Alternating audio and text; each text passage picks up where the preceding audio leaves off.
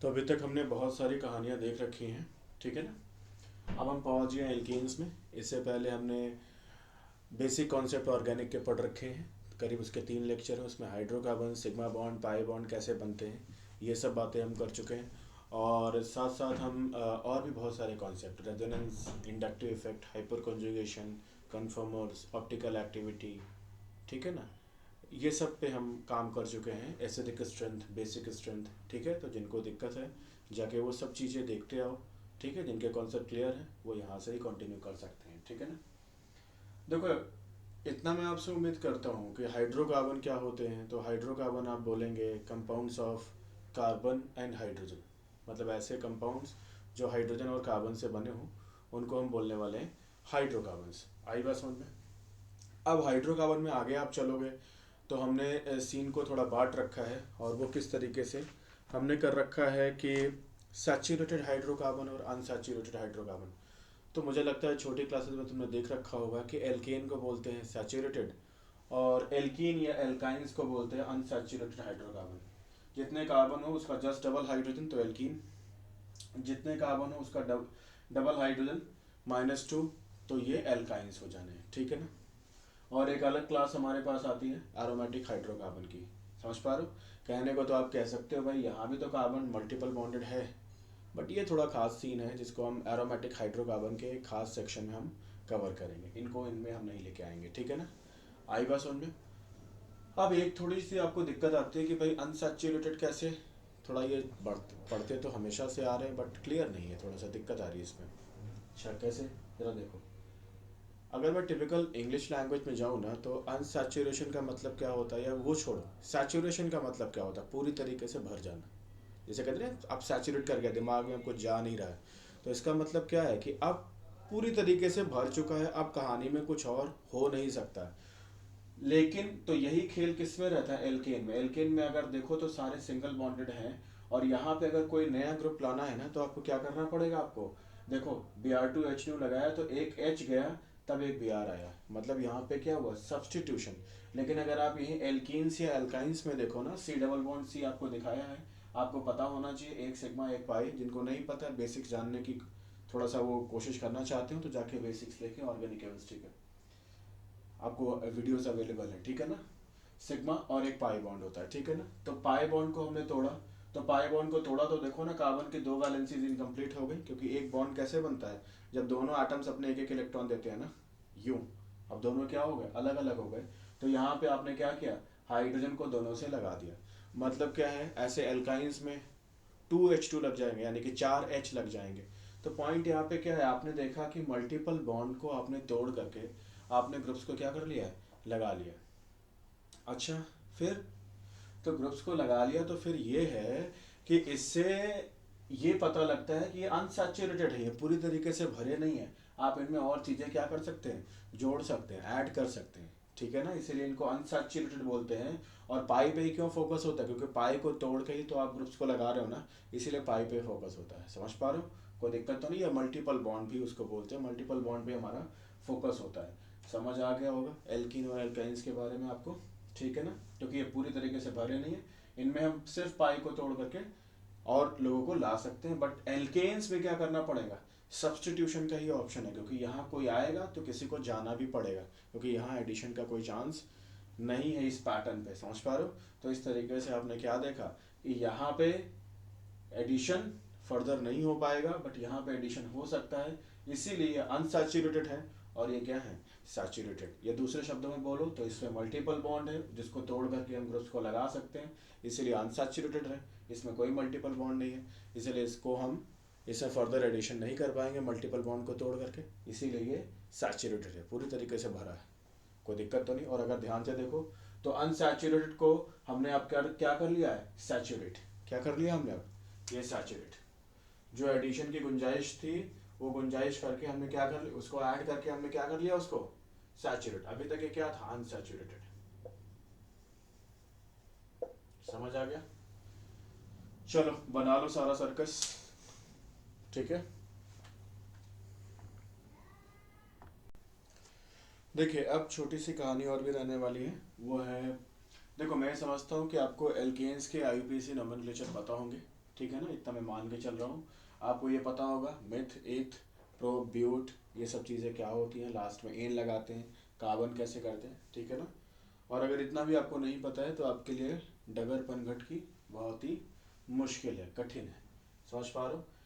इसीलिए जिनको नहीं पता है जाके IUPAC के बारे में थोड़ा पढ़ो और बेसिक सीख के आओ। हालांकि जितनी ज़रूरत पड़ेगी उतनी मैं बता दूंगा, लेकिन फिर भी थोड़ा बहुत आपको आना चाहिए। लड़ो, जूझो, कोशिश करो। आप ज़रा यहाँ पे देखो ध्यान से, छोटी सी कहानी, और हम बात करने वाले हैं फिजिकल प्रॉपर्टीज़ के बारे में, ठीक है। फिजिकल प्रॉपर्टीज़ ये क्या रहने वाली है ज़रा समझते हैं। इसमें हम बात करेंगे बॉइलिंग पॉइंट के बारे में, बॉइलिंग पॉइंट और मेल्टिंग पॉइंट, ठीक है।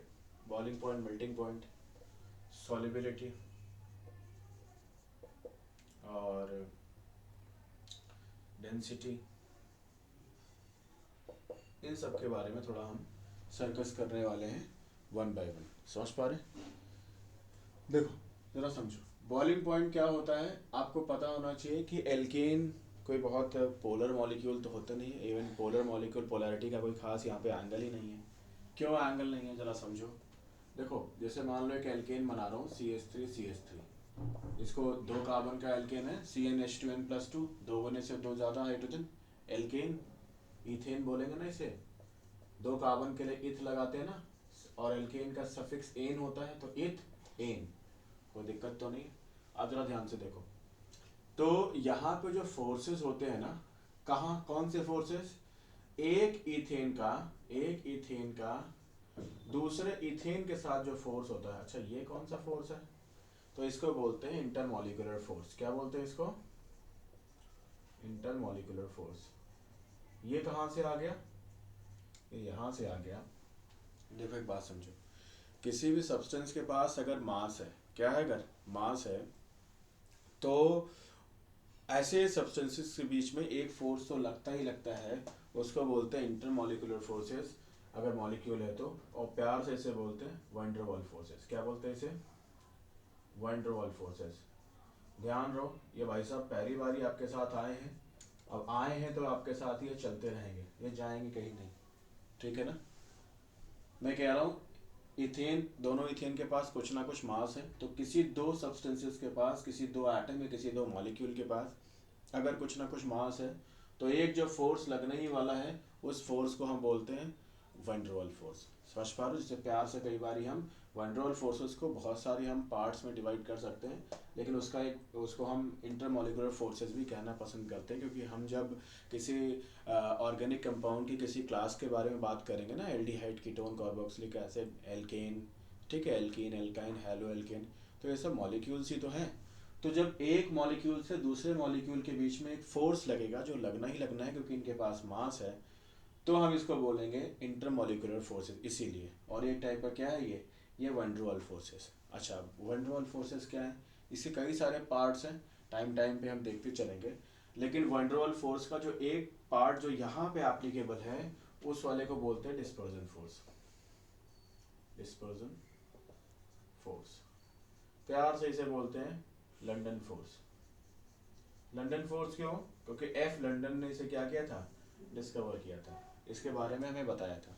मैं रिपीट कर रहा हूँ, इंटरमॉलिक्यूलर फोर्सेस कई टाइप के हो सकते हैं, ठीक है ना। उसमें से जो यहाँ पे जब कोई 2 सब्सटेंस नॉन पोलर होते हैं तो उनमें जो फोर्सेस लगते हैं हम उन्हें बोलते हैं डिस्पर्जन फोर्स। नॉन पोलर हो या टेम्पररी पोलैरिटी उनमें आती हो, ठीक है ना, मोमेंटरली, ठीक है ना, तब उसके लिए हम लगाते हैं डिस्पर्जन या लंदन फोर्स। समझ पा रहे हैं? मोटा मोटा आप ये समझ जाओ, इथेन जैसे मॉलिक्यूल जहाँ पे पोलैरिटी का कोई खास सीन है ही नहीं, तो वहाँ पे कैसे फोर्स लगेंगे? Dispersion force. समझ आया? अच्छा, कुछ कुछ तो आ रहा है, अच्छा है। तो जरा समझो, यहाँ पे हम बोलेंगे बॉइलिंग पॉइंट जो होगी वो मॉलिक्यूलर वेट। क्या? मॉलिक्यूलर वेट, मॉलिक्यूलर वेट के डायरेक्टली प्रोपोर्शनल होगी। दूसरा कैसे? क्योंकि मॉलिक्यूलर वेट जब बढ़ता है तो वैन डर वाल, अब शॉर्ट में लिखूंगा VWF, वंडरवॉल फोर्सेस, या मैं बोल रहा हूँ वंडरवॉल फोर्सेस किसकी तरह है, जैसे दिल्ली, दिल्ली क्या है, एक स्पेसिफिक सिटी है ना, और सिटी क्या है, कॉमन टर्म है। तो ये सिटी जैसा है, वंडरवॉल फोर्स क्या सिटी जैसा है, और स्पेसिफिक जब कर दोगे कौन सा सिटी, तो आप बोलो दिल्ली, इसका मतलब डिस्पर्जन फोर्स। समझ पा रहे हो, ये स्पेसिफिक बात है, कोई दिक्कत तो नहीं। अच्छा, कुछ कुछ आ रहा है, अच्छी बात है। अब ये क्या सीन आ गया, आपने कह दिया कि मॉलिक्यूलर वेट के डायरेक्टली प्रोपोर्शन होगा, ये डायरेक्टली प्रोपोर्शन है। इसका मतलब तुम्हें आना चाहिए कि मॉलिक्यूलर वेट बढ़ेगा तो बॉइलिंग पॉइंट भी बढ़ेगी, तो वंडरवॉल फोर्सेस भी बढ़ेंगे। अच्छा, कैसे, जरा समझाओ। ऐसे, तुमने अभी कुछ दिन पहले सुना होगा फार्मर्स का, किसानों का आंदोलन चल रहा था दिल्ली में और बाकी बहुत सारे जगहों पे, कुछ उनके मुद्दे थे जिसकी वजह से चल रहा था। तो तुमने क्या देखा भाई, तुमने शायद सुना होगा, हेडलाइन बनी थी कि जो फार्मर्स का मूवमेंट चला वो करीब कुछ महीनों तक चलता रहा, और फार्मर्स के बारे में कुछ लोग तो यहाँ तक कहते हैं कि लाखों की नंबर्स में लोग इकट्ठा हुए दिल्ली में तमाम बॉर्डर्स पे, ठीक है ना।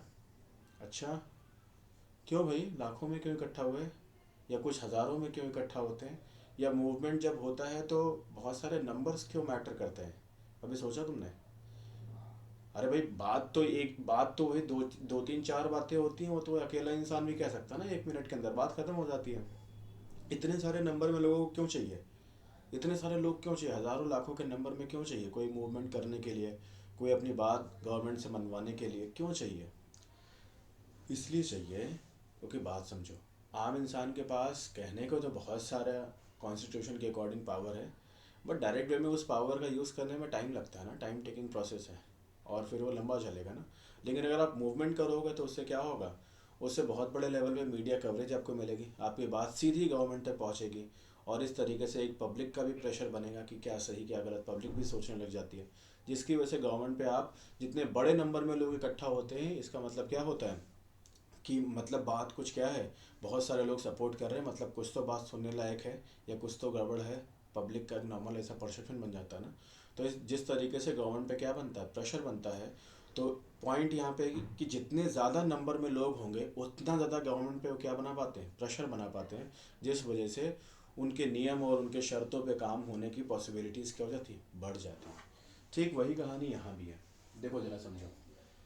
अगर नंबर बढ़ेगा, अगर लोगों का नंबर बढ़ेगा तो जाहिर सी बात है, मान लो एक अकेला इंसान, एक अकेले इंसान को, मान लो ये एक रॉड है, इस पे अकेले इंसान को खड़ा कर दिया जाए, तीन चार खड़े हो जाए, तो नंबर अगर बढ़ेगा तो इस रॉड पे मास क्या हो जाएगा, बढ़ेगा ना। तो बस वही कहानी यहाँ भी है कि नंबर और मास का क्या है, रिलेशन है ना।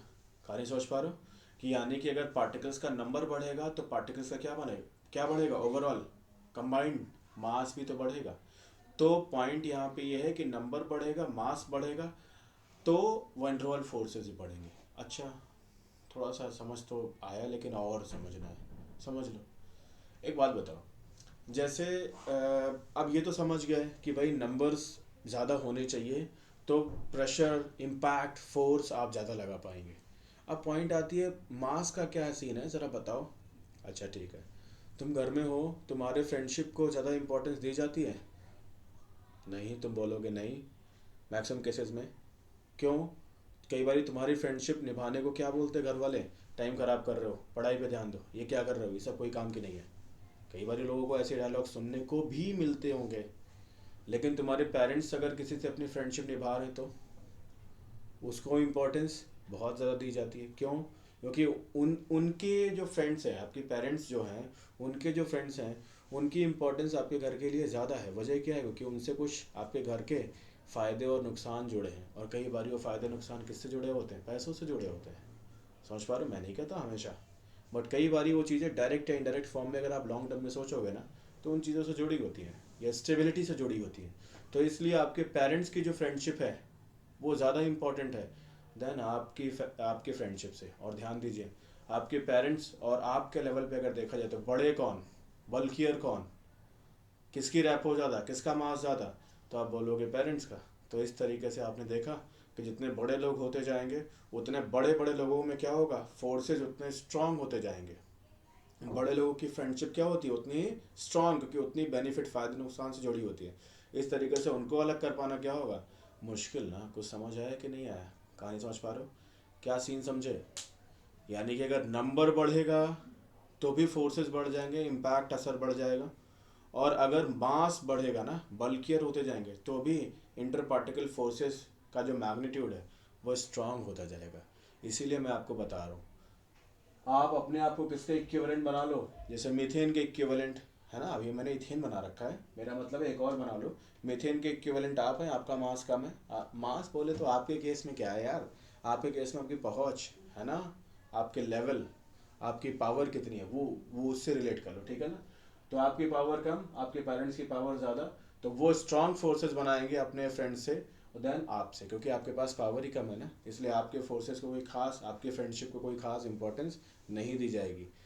समझ पा रहे हो, वीक फोर्सेज होंगे। तो समझ पाए कि बॉइलिंग पॉइंट जो है मॉलिकुलर वेट से रिलेटेड है, मॉलिकुलर वेट वैन डर वाल फोर्सेज से रिलेटेड है, क्योंकि जितना हैवियर पार्टिकल होता जाएगा इंटर पार्टिकल फोर्स उतने उसके स्ट्रांग होते जाएंगे, जितना बड़े होते जाओगे पावर तुम्हारी बढ़ती जाएगी, उतने तुम्हारी फ्रेंडशिप को इंपॉर्टेंस भी ज़्यादा दी जाएगी।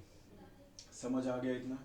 यानी कि अगर मैं टिपिकल छोटी सी एक बात करूँ, क्या मीथेन, इथेन, ठीक है ना, तो मीथेन और इथेन में किसका बॉइलिंग पॉइंट ज़्यादा होगा, तो आप बोलोगे इथेन का, क्योंकि मॉलिकुलर वेट किसका ज़्यादा है, इथेन का, इसलिए इंटर पार्टिकल फोर्स किसके स्ट्रॉन्गर होंगे, इसके ज़्यादा अच्छे होंगे, इसलिए इसके बॉन्ड्स को तोड़ पाना, इनको बॉयल करा पाना मुश्किल होगा देन मीथेन से।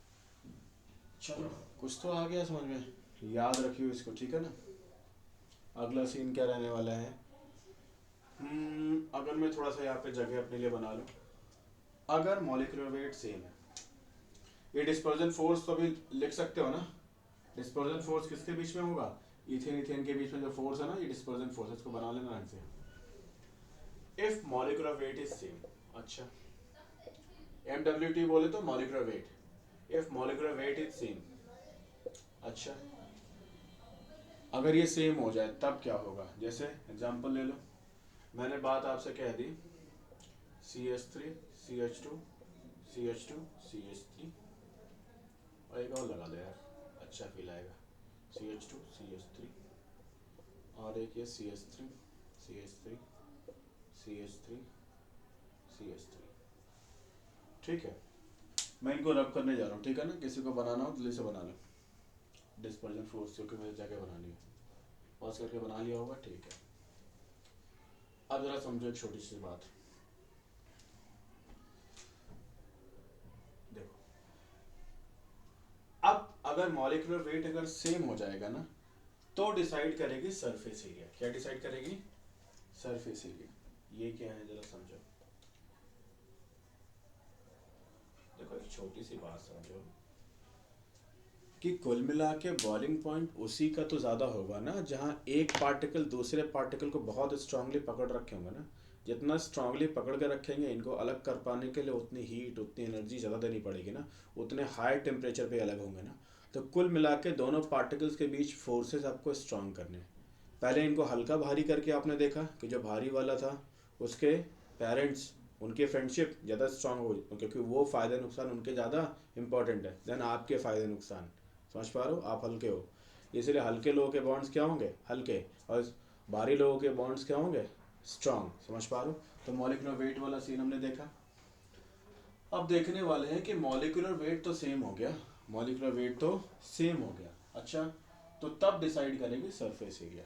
अच्छा ये क्या सीन है ज़रा समझो, मान लो किसी जगह पे तुम, ये एक रॉड है और तुम इसको पकड़ के क्या हुआ, जैसे देखा नहीं आपने MI6 में या तमाम आपने मूवीज़ देखी होंगी ना, जहाँ पे क्या होता है कई बार हिल से तुम्हारा एक्टर या एक्ट्रेस गिर रही होती है, फिर अचानक से उसके हाथ में एक पेड़ की डाल आ जाती है, उसको पकड़ के लटका रहता है, या कोई चीज़ पकड़ लिया लटका हुआ है। समझ पा रहे हो, तो क्या लगता है उस जगह पे जो लटका हुआ है ना, वो अगर वो जस्ट अपनी एक फिंगर से अगर इसको पकड़ने की कोशिश करे, समझ पा रहे हो, एक ये सीन है और दूसरा ये सीन है, एकदम पूरे हाथों से पकड़ लिया, समझ पा रहे हो, तो क्या लगता है उसकी ग्रिप स्ट्रॉन्गर कब होगी, तुम बिल्कुल बोल दोगे अभी इस केस में ग्रिप उसकी क्या होगी, स्ट्रॉन्गर होगी, गिरने के चांसेस उसके कम हो जाएंगे ना देन इस वाली के। समझ पा रहे हो, अगर ध्यान से देखो तो जब इस तरीके से उसने पकड़ा ना हैंडल को, इस तरीके से पकड़ा, तो उसकी जो इतना सरफेस उसने क्या कर रखा, घेर रखा। समझ पा रहे हो, वो भी पूरे चारों ओर से घेर रखा उसने, मतलब सरफेस ज़्यादा कवर कर रखा ना फोर्सेस लगाने के लिए, कोई दिक्कत तो नहीं। और जब इतने पे कर रहा तो सरफेस कम उसने घेर रखा है, कम इस रॉड की कम सरफेस पे उसने अपना अट्रैक्शन लगा रखा है ना। तो तुम समझ पा रहे हो कुछ कि सरफेस एरिया का क्या पड़ता है, फोर्स ऑफ अट्रैक्शन पे इम्पैक्ट पड़ता है। समझ पा रहे हो, जितना ज़्यादा सरफेस तुम एक दूसरे का कनेक्ट करा दोगे उतना ज़्यादा उनके फोर्स ऑफ अट्रैक्शन होंगे, उतना उनको अलग कर पाना क्या होगा, मुश्किल होगा ना। कई सारी चीज़ों से क्या होंगे, वो जुड़े होंगे ना। समझ पा रहे हो, यहाँ से भी जुड़े हैं, यहाँ से भी, यहाँ से भी, यहाँ से भी, और बीच में भी जुड़े हैं। तो इनको जैसे मान लो यहाँ का बॉन्ड तोड़ लिया आपने, तो यहाँ की दिक्कत, यहाँ की दिक्कत, कई जगह की दिक्कत है, तो इनको अलग कर पाना क्या होगा, मुश्किल होगा। देन इसके यहाँ बस एक ही जगह कनेक्शन तोड़ो, बात खत्म। कुछ आया समझ में, कुछ आया समझ में कि सरफेस एरिया का भी क्या होता है, इम्पैक्ट होता है। समझ गए बात को।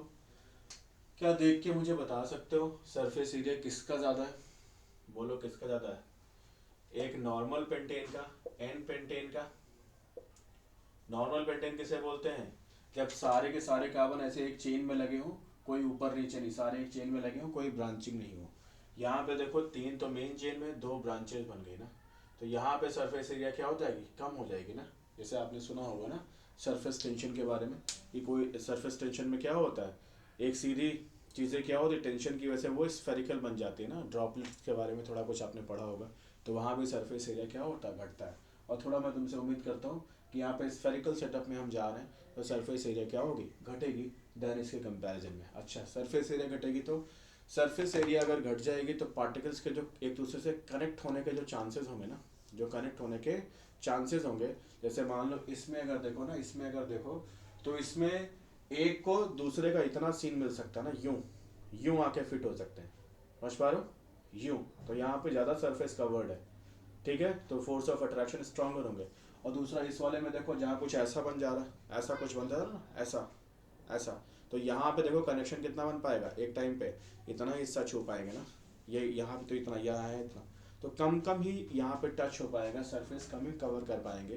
तो इसलिए यहाँ पे फोर्स ऑफ अट्रैक्शन क्या हुआ, कम, देन यहाँ के फोर्स ऑफ अट्रैक्शन से।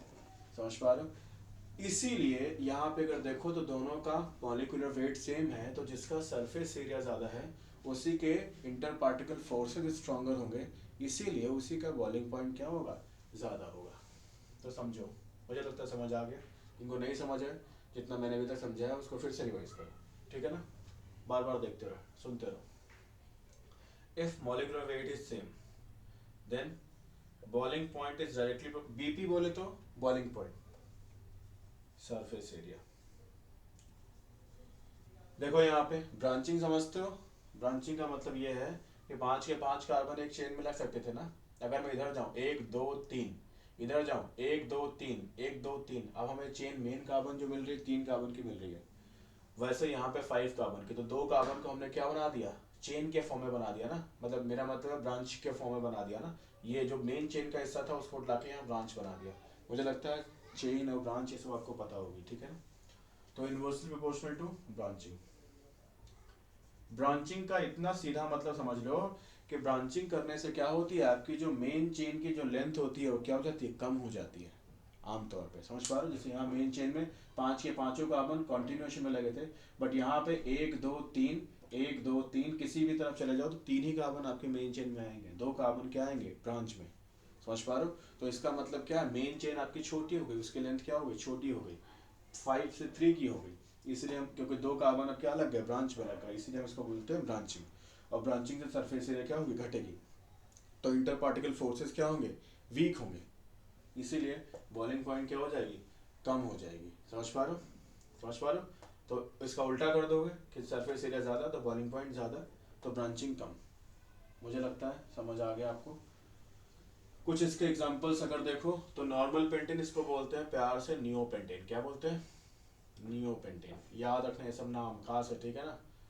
तो अब मैं क्या करूँ इसको, अगर मैं इसको ए बोल दूँ और इसको क्या बोल दूँ, बी, तो आप क्या पाओगे, A more than B boiling point, A B, A more than B boiling point, क्योंकि यहाँ पे सरफेस एरिया ज़्यादा होगी तो इसलिए इसकी बॉइलिंग पॉइंट भी ज़्यादा होगी। जल्दी से बना लो इसको, कहानी को।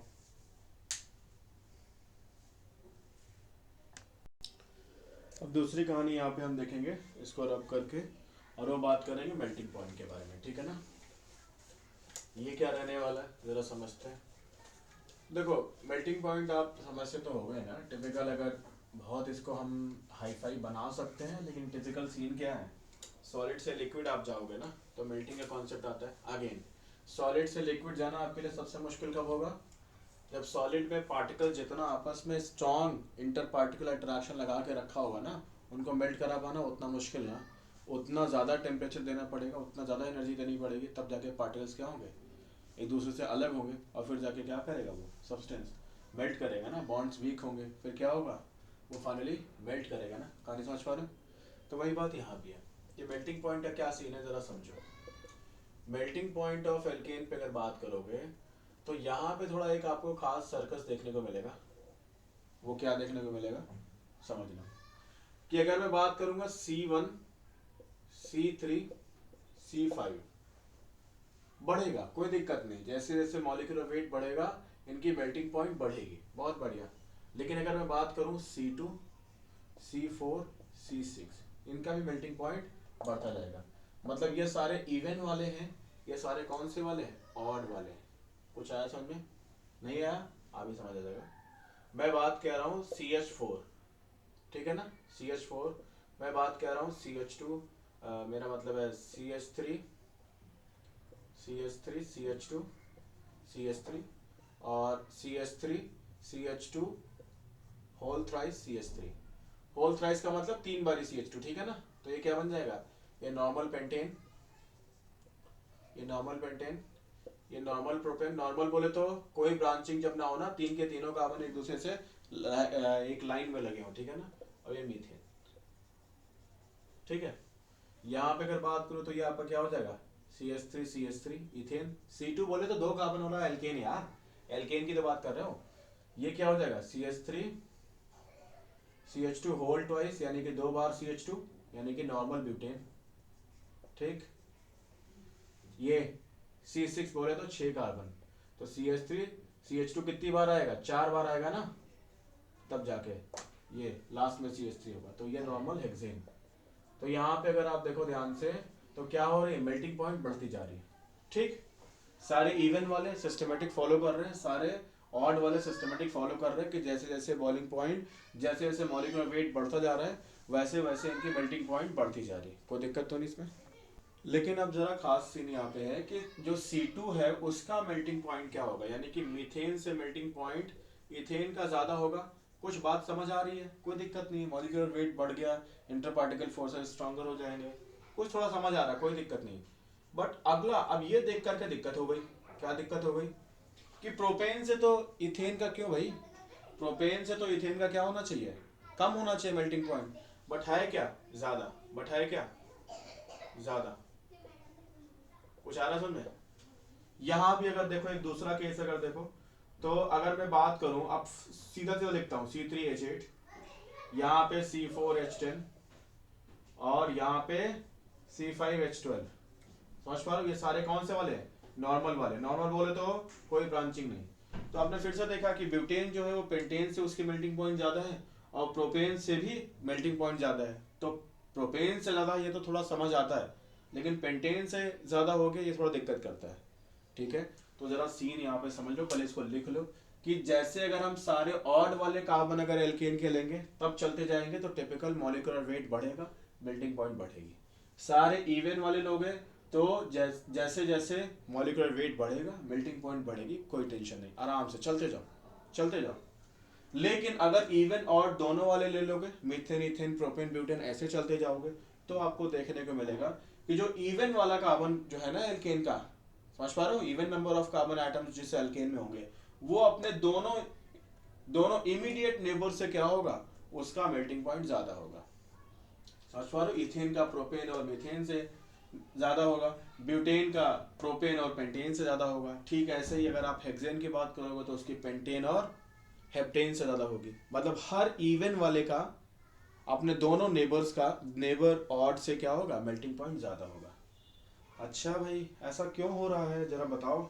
ऐसा इसलिए हो रहा है क्योंकि हमारे पास एक टेक्निक होती है X ray diffraction technique, X ray diffraction technique,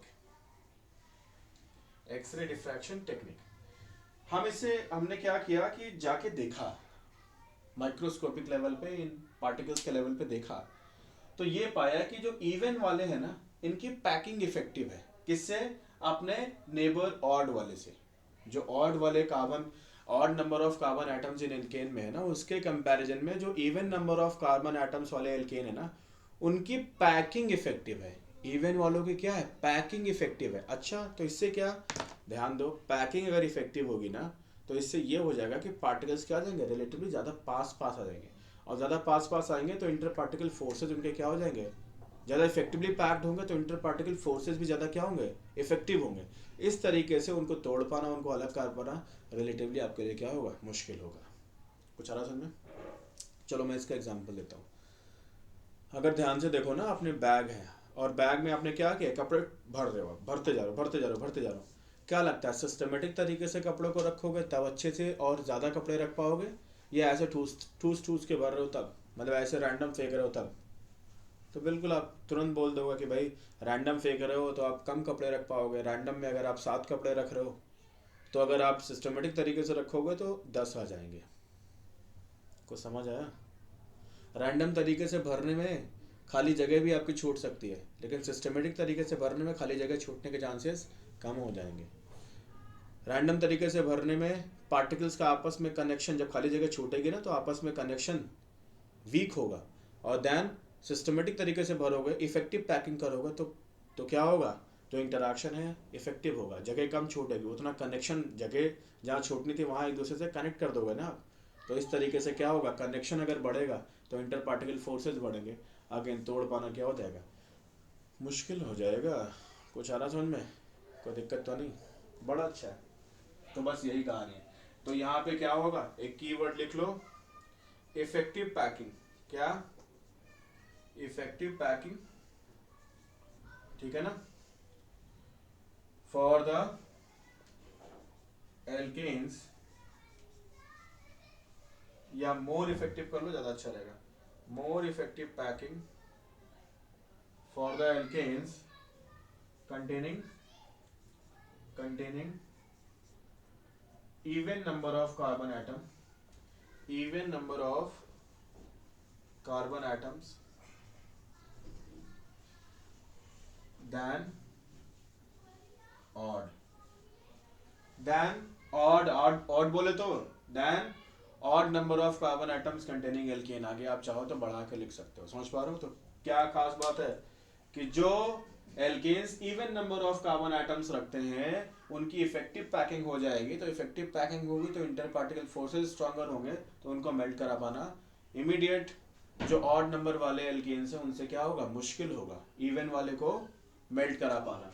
इसीलिए क्या होगा, उसके मेल्टिंग पॉइंट ज़्यादा होती है। तो ये आपका कीवर्ड है, ये आपका क्या है, कीवर्ड है। अगेन इवन के लिए लिख रखा है, ठीक है ना?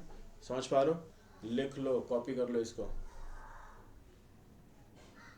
तो अगला सीन यहाँ पे क्या होने वाला है, melting point directly proportional to VWF, one to force से directly proportional to molecular wait.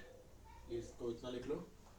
और अगली कहानी यहाँ पे एक छोटी सी बात और भी, जैसे मान लो मैं बोल रहा हूँ मीथेन है, ठीक है ना, मीथेन है और प्रोपेन है C3H8 और पेंटेन है C5H12। तो आपने यहाँ पे कर लिया, मुझे लगता है आप कोई दिक्कत आपको नहीं। ये सारे नॉर्मल वाले हैं। कौन से वाले हैं? नॉर्मल। ठीक, अगला एक और एग्जांपल देखो। मैं एक ये ऑर्थोजाइलिन लेता हूँ और दूसरा मैं लेता हूँ पैराजाइलिन।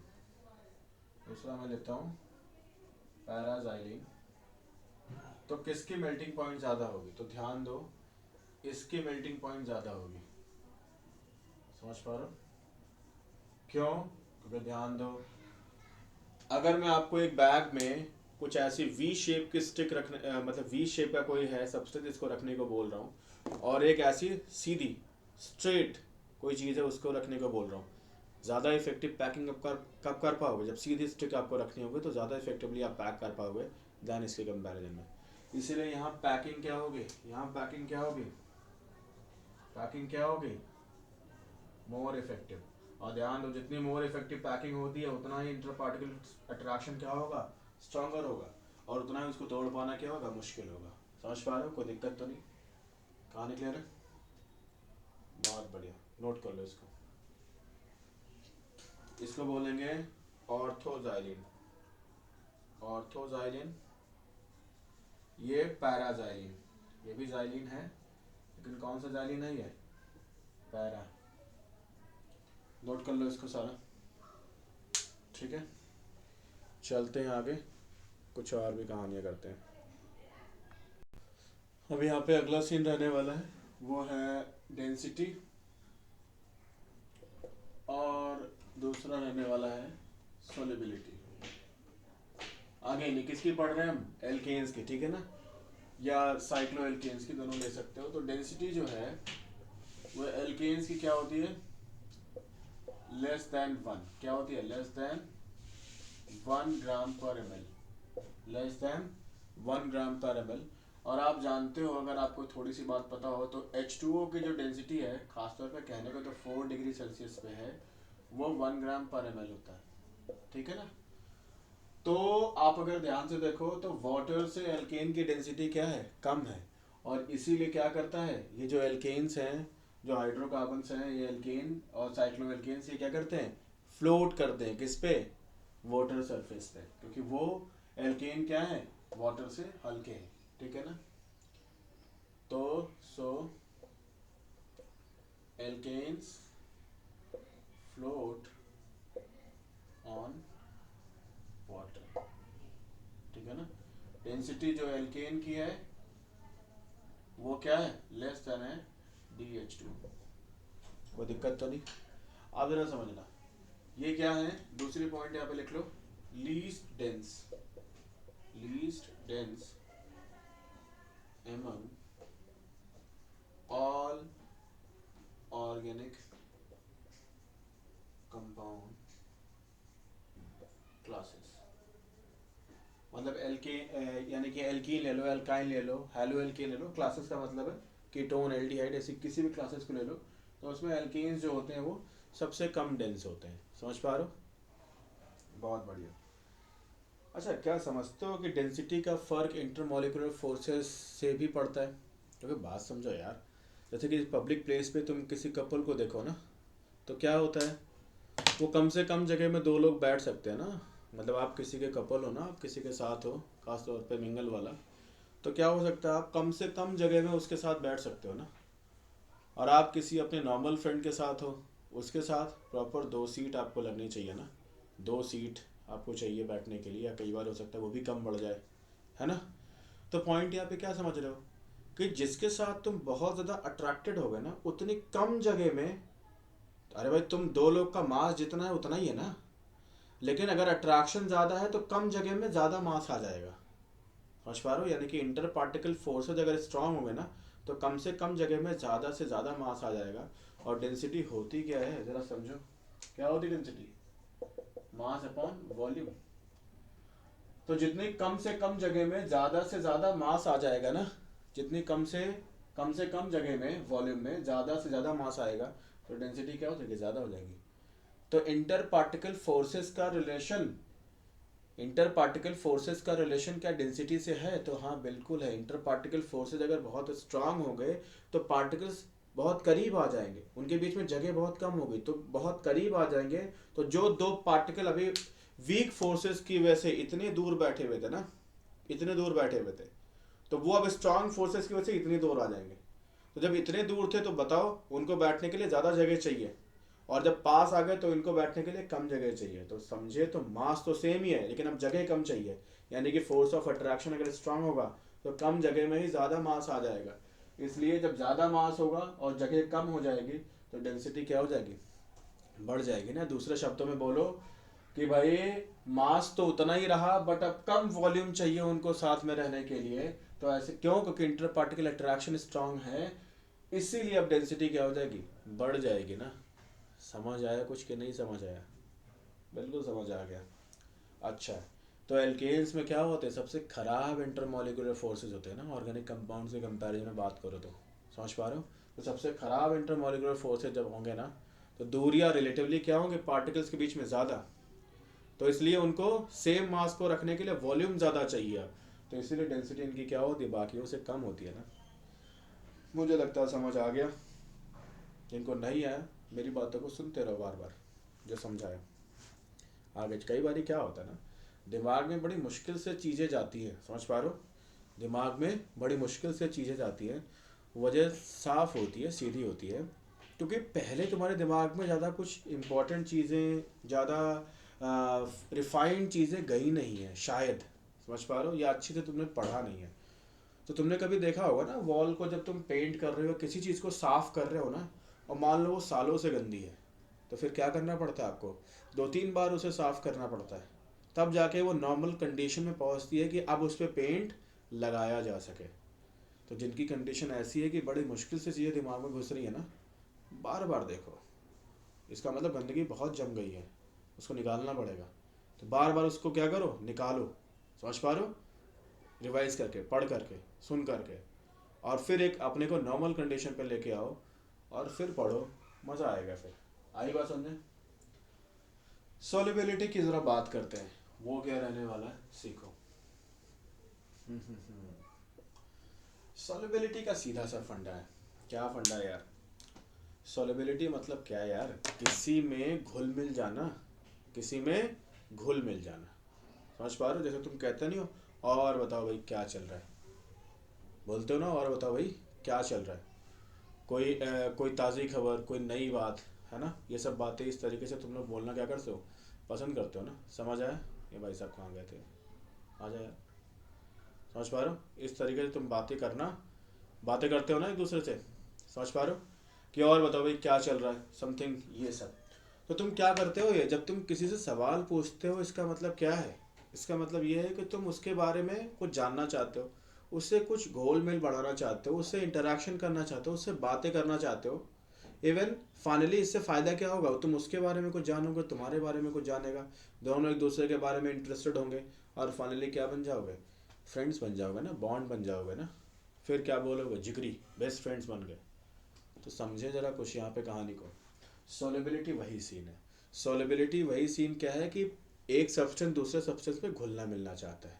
तो ध्यान दो, घुले मिलेगा कब, जब पुराना सब्सटेंस नए सब्सटेंस को अपने में बॉन्ड कराना चाहेगा, तब तो घुल मिल पाएगा, तब तो। अरे भाई, पुराने से नया जुड़ना चाहता है, तो जुड़ने के लिए क्या चाहिए, पुराना नए को कब जोड़ेगा, तब जोड़ेगा। तुम किसी को अपना फ्रेंड कब बनाते हो, ऐसे ही फालतू में किसी को भी बना लेते हो क्या, नहीं, बिल्कुल नहीं।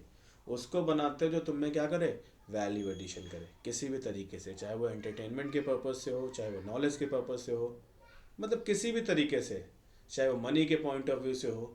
अगर वो किसी न किसी तरीके से तुम में वैल्यू एडिशन नहीं करता ना, तो आमतौर पर तुम उसमें जुड़ने में भी इंटरेस्टेड इन जनरल नहीं होगे। मैं ऑलवेज की बात नहीं कहता, ठीक है ना, समझ आए।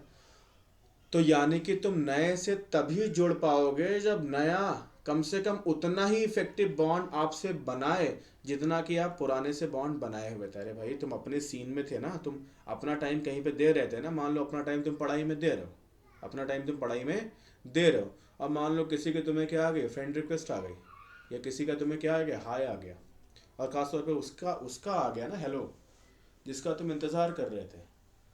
अब क्या होगा तुम्हारा, तुम में से मैक्सिमम लोगों का पढ़ाई छोड़ोगे, तुरंत उससे चैटिंग स्टार्ट या बातें स्टार्ट। कुछ आ रहा समझ में, ये कब मिल सकते हैं, कहानी आपकी स्टार्ट हो जाएगी।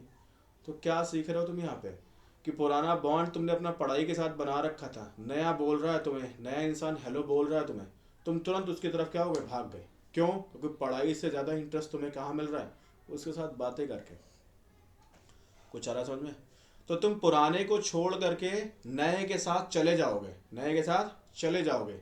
कब चले जाओगे, नए के साथ बॉन्ड बना लेना चाहोगे, घुल मिल जाना चाहोगे। कब बनाओगे, जब पुराने से ज़्यादा इफेक्टिव बॉन्ड, ज़्यादा एंटरटेनमेंट, ज़्यादा फन, ज़्यादा मज़ा आपको कहाँ मिल जाए, ज़्यादा स्टेबिलिटी कहाँ मिल जाए, नए के साथ जब मिल जाए। कुछ आया समझ में। तो आप पुराने बॉन्ड को तोड़ करके नए बॉन्ड के साथ सेट हो जाना चाहोगे, या नए पैटर्न पे खुद को अरेंज कर लोगे, या नए इंसान को अपनी ज़िंदगी में तुम आने दोगे, उसे कहोगे आ जाओ भाई, पढ़ाई गई इस भाड़ में, आ जाओ तुम गोल मिल जाओ, तुमसे गोल मिल करेंगे। कुछ आ रहा समझ में, समझ आया, बढ़िया।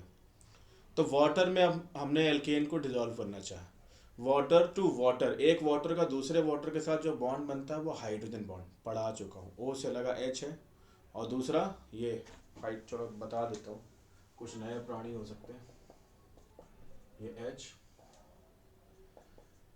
ये एच, यहाँ पार्शियल पॉजिटिव, यहाँ पार्शियल नेगेटिव, इससे पार्शियल नेगेटिव, ये एक अट्रैक्शन बनता है, इसको बोलते हैं हाइड्रोजन बॉन्ड, एच बॉन्ड।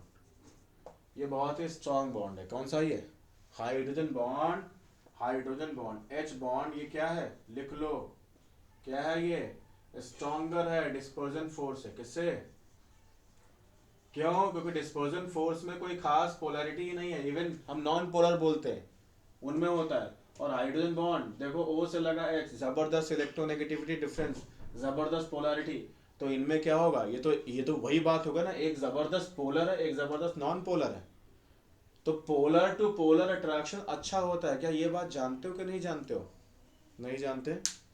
मैं कह रहा हूँ कि अगर तुम्हें भूख लगी है ना, तो खाना खिलाने वाले से तुम्हारा बॉन्ड क्या होगा, बहुत ही स्ट्रांग, क्योंकि वो भंडारा करने वाला है, वो खिलाने वाला है, और तुम भूखे हो।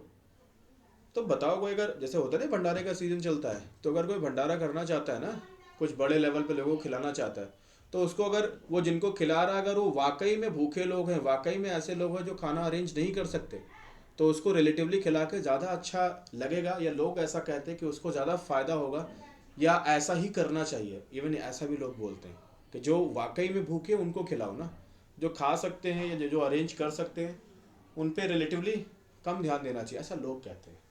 समझ पा रहे हो।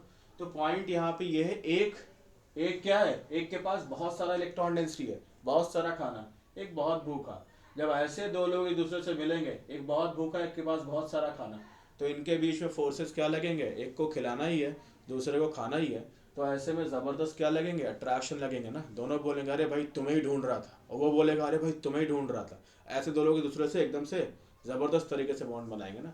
कंपैरेटिवली उनके, जब एक एक नॉर्मल जैसे डे टू डे लाइफ में तुम हो, तो तुम खाने के लिए तो नहीं परेशान हो, मैं ऐसी उम्मीद करता हूँ, समझ पा रहा हूँ, कि तुम्हें अगर कोई बोले भाई खाने के लिए अभी ये सीन है वो, तो तुम्हें लगता है तुम क्या, तुम तो बोलोगे हाँ भाई अभी लंच करके आया हूँ, ऐसा कोई ज़रूरी बात थोड़ी ना कि तुम तो टूट पड़ोगे खाने पे, सीन समझ पा रहे हो।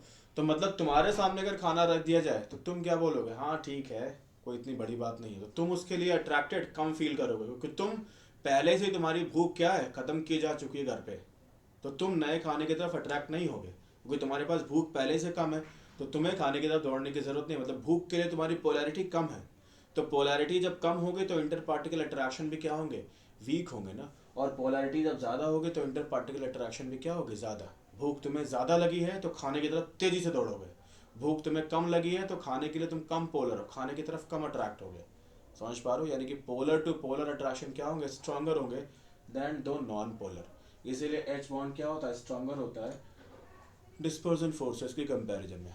अब वाटर बोल रहा है, वाटर से एल्केन बोल रहा है भाई मुझे डिसॉल्व कर लो, वाटर से एल्केन बोल रहा है कि भाई मुझे डिसॉल्व कर लो, वाटर बोल रहा है अच्छा तो मैं तो डिसॉल्व कर लूँ, फायदा मेरा क्या होगा, तो मैं तो डिसॉल्व कर लूँ, फायदा मेरा क्या होगा, तो मेरे में क्या वैल्यू एडिशन करोगे।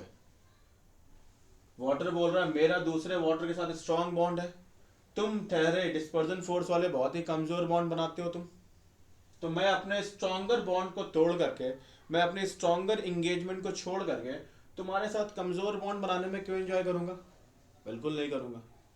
तो इसीलिए जो वाटर में सोल्युबिलिटी इनकी है वो क्या होती है, क्या होती है भाई जरा बताओ, सोच सकते हो क्या। तो ये ऑलमोस्ट क्या होते हैं, इनसोल्युबल इन वाटर, समझ पा रहे हो, तो लिख लो ये क्या है, almost insoluble in water, insoluble in water, क्यों, दो फैक्टर क्या है वो, ये क्या होते हैं, इनके पास क्या सीन क्या है भाई बोलो, पोलैरिटी, लो पोलैरिटी, और and absence of H bond, कि वाटर जैसा बॉन्ड तोड़ रहा है ना दूसरे वाटर के साथ हाइड्रोजन बॉन्ड, ठीक है, वैसा उसे बॉन्ड प्रोवाइड नहीं करा सकते ना, तो वाटर बोलेगा ना भाई, मैं जैसे बॉन्ड स्ट्रांग वाला तोड़ रहा हूँ ना, तुम उतना भी स्ट्रांग बॉन्ड जब मुझे नहीं दे सकते ना, तो मैं तुमसे क्यों बॉन्ड बनाऊं, मैं तुम्हें क्यों घुलूं मिलूं, मेरा तुमसे क्या फ़ायदा होगा, चलो हटो यहाँ से, मेरे में डिजॉल्व तुम नहीं हो सकते, मेरे से फ्रेंडशिप, मेरे से इंटरेक्शन तुम नहीं कर सकते, हटो यहाँ से। समझ पा रहे हो? तो इस तरीके से एल्केन्स में पोलैरिटी कम होती है और हाइड्रोजन बॉन्ड भी नहीं बना सकते, इसीलिए वाटर उनमें इंटरेस्ट नहीं लेगा, तो इसलिए अब क्या होते हैं, ऑलमोस्ट इनसॉल्युबल होते हैं वाटर में। कुछ आया समझ में? अच्छा, अब अगला सीन देखो। फिर ये आपने सुना होगा like dissolve like, like dissolve like. बात समझो यार, तुम जैसे होगे वैसे ही लोगों में तुम वैल्यू एडिशन करोगे ना, तुम जैसे होगे वैसे ही लोगों में तुम वैल्यू एडिशन करोगे। जैसे मान लो एक आर्टिस्ट है, ठीक है ना, वो एक्टिंग करता है, तो नॉर्मली अगर एक्टिंग करता है तो आप जानते हो ना, सारे एक्टर्स या सारे आर्टिस्ट आमतौर पे ऐसा लोगों का मानना है कि रिच नहीं होते, बहुत अमीर नहीं होते। समझ पा रहे हो? मतलब मेरा मतलब मैक्सिमम का है। जैसे आपने सुना होगा या मूवीज़ में देखा होगा कि हज़ारों के नंबर में लोग क्या होते हैं, लाइन में लगे होते हैं, चाहे वो सिंगर्स हों चाहे वो एक्टर्स हों, कई बारी मूवीज़ में आपने देखा होगा, और उसमें से एक को मौका मिलता है और फिर उसके भी कामयाब होने के चांसेस कितने कम कितने ज़्यादा, थोड़ा बहुत आपको आइडिया होगा, बहुत आपके दिमाग पे जोर डाल रहा हूँ, लाइन पे आ जाता हूँ। मेरा मतलब ये है कि अगर आप एक्टिंग करते हो तो एक मूवी के लिए आपकी क्या इंपॉर्टेंस है ना, किसी मूवी के लिए या किसी फिल्म के लिए आपकी इंपॉर्टेंस है। अगर आपको भेज दिया जाए किसी क्लासरूम में, जाओ केमिस्ट्री पढ़ाओ, फिर क्या हो, आप वहाँ पे ऑलमोस्ट यूजलेस हो ना, कोई दिक्कत तो नहीं। किसी टीचर को भेज दो, क्या भेज दो, मान लो वो पढ़ाता है, हिंदी पढ़ाता है, और हिंदी पढ़ाता है, उसको आपने भेज दिया कि जाओ बॉर्डर पे, या बॉर्डर पे जाओ, और या बॉर्डर छोड़ो, उसको एयरफोर्स भी आपने भेज दिया, जाओ एक चॉपर क्या करो, उसको आप उसके आप पायलट हो आज से। तुमने क्या कर दिया यार उसके साथ, हिंदी पढ़ा रहे थे वो, उनको आपने क्या बना दिया, पायलट बना दिया अचानक से तुरंत, जाओ भाई आज से। तो क्या होगा, ऑलमोस्ट उस चॉपर के क्रैश होने के चांसेस मैक्सिमम होने वाले हैं। कोई दिक्कत तो नहीं? या एक एक्टर अगर आके आपको केमिस्ट्री पढ़ाएगा, तो बहुत ज़्यादा चांसेस है कि आपकी केमिस्ट्री क्या होगी, ख़राब हो जाएगी ना। यानी कि जो जैसा है उसको वैसा काम दो, एक एक्टर को एक्टिंग का काम दो, एक टीचर को पढ़ाने का काम दो, एक सोल्जर को लड़ने का काम दो। ठीक है, तो जो जैसा है उसको वैसे काम में अगर रखोगे तो अच्छी बात है, उसमें ज़बरदस्त तरीके से वो इंटरेस्ट दिखाएगा, और फिर ज़बरदस्त तरीके से कंट्री की ग्रोथ में क्या करेगा वो, कंट्रीब्यूट। समझ पा रहे हो? तो लाइक डिजॉल्व लाइक, इसलिए नॉन पोलर किस में डिजॉल्व होगा, नॉन पोलर। क्यों? क्योंकि non polar to non polar interaction जो होगा वो क्या होगा, वीक होगा ना। दूसरा नॉन पोलर पहुंचा, कह रहा भाई मुझे डिजॉल्व कर लो, तो पहला बोल रहा अच्छा, क्या तुम वैसा ही उतना ही स्ट्रॉन्गर बॉन्ड लगभग बना सकते हो जितना कि पहले वाला है, तो बोलेंगे हाँ तुम भी नॉन पोलर मैं भी नॉन पोलर, दोनों ही खराब बॉन्ड बना रहे हैं। तो अब यहाँ पे कंपेटेबिलिटी बन सकती है, दो खराब एक साथ रह सकते हैं ना, पुराने वीकर बॉन्ड को तोड़ करके नया वीकर बॉन्ड बना ले, कोई दिक्कत नहीं, लगभग उसी लेवल का बन जाएगा। तो इसलिए नॉन पोलर में क्या हो जाएगा, डिजॉल्व हो जाएगा। समझ पा रहे हो? लेकिन पोलर में पोलर डिजॉल्व नहीं हो पाएगा। समझ पा रहे हो? मान लो कोई वर्ल्ड क्लास कोई मूवी है, ऑस्कर विनिंग मूवी है, उसमें किसी बहुत ही खराब एक्टर को तुम नहीं लेना चाहोगे ना, कि मतलब सारे एक्टर्स नंबर वन है, ज़बरदस्त तरीके का काम किया उन्होंने, एक्टिंग की है, उसमें से एक तुमने क्या ले लिया, जस्ट अभी न्यू कमर को ले लिया जो अच्छे से एक्टिंग भी नहीं कर पा रहा है, तो तुम बोलोगे ना यहाँ पे ज़बरदस्त सब पोलर है, अपनी एक्टिंग को लेकर ज़बरदस्त अपना काम कर रहे हैं, और तुम खराब एक्टिंग कर रहे हो, पूरी मूवी को खराब करोगे ना, तुम उस लेवल पे वैल्यू एडिशन नहीं कर पाओगे, उतना स्ट्रॉन्गर फोर्स नहीं बना पाओगे एक्टिंग के साथ, इसलिए तुम साइड हटो। तुम किस में जाओ, ऐसी किसी डायरेक्टर के पास जाओ, ऐसी किसी मूवी में जाओ जो अभी जस्ट हल्के फुल्के लोग जहाँ पे काम कर रहे हो, तो वहाँ पे तुम्हारी दाल गल जानी है। कुछ आया समझ में? तो वही कहानी यहाँ भी है कि लाइक डिजॉल्व लाइक, जो जैसा होगा वैसे को डिजॉल्व करेगा। ठीक है ना? पोलर किस में डिजॉल्व करेगा, पोलर, क्योंकि वहाँ पे उस टाइप के फोर्सेस होंगे, स्ट्रॉन्गर स्ट्रॉन्गर के साथ जाएगा और वीकर वीकर के साथ जाएगा। ठीक है ना? समझ पा रहे हो? बढ़िया। तो अब यहाँ पे ये क्या है, non polar dissolves in non polar solvent. ठीक है ना? और पोलर डिजॉल्वेंट पोलर सॉल्वेंट। अब जरा यहाँ पे समझना जरा छोटी सी कहानी को। कुछ हमारे पास सॉल्वेंट हैं जो कि क्या है, जैसे नॉन पोलर का अगर एग्जांपल लो तो नॉन पोलर का एग्जांपल आपके सामने क्या है, नॉन पोलर या दोनों लिख देते हैं एक साथ, लेस पोलर। तो इसमें क्या आ जाने हैं आपके पास, बेंजीन आ जाएगा, CCl4 आ जाएगा, क्लोरोफॉर्म आ जाएगा, कार्बन डाइसल्फाइड आ जाएगा, या एल्केन्स भी लिक्विड फॉर्म में होते हैं, ठीक है ना, तो एल्केन्स भी आप ले सकते हो। ये सब क्या होते हैं, नॉन पोलर या लेस पोलर सॉल्वेंट्स होते हैं।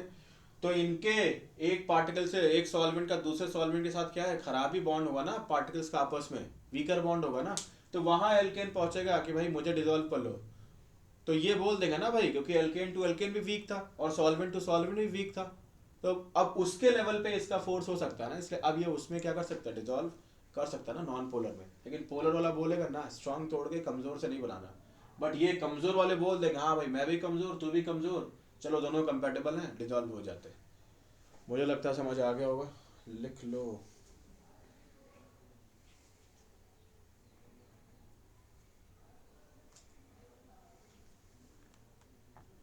जैसे मान लो मैं आपसे कह रहा हूँ ना कि सोलेबिलिटी इन वाटर के बारे में एक छोटा सा कहानी अगर मैं आपसे कहूँ ना, और वो है, एक कंपैरिजन ले लूँ, कोई खास सोल्यूबल तो नहीं, बट अगर कंपैरिजन करने को बोल ही दें, ठीक है ना, इन वाटर तो क्या होगा, मीथेन का सबसे ज्यादा होगा, फिर इथेन का होगा, और फिर इस तरीके से क्या होगा, घटता जाएगा। समझ पा रहे हो, कोई दिक्कत तो नहीं, तो ये वाटर में सोल्युबिलिटी है।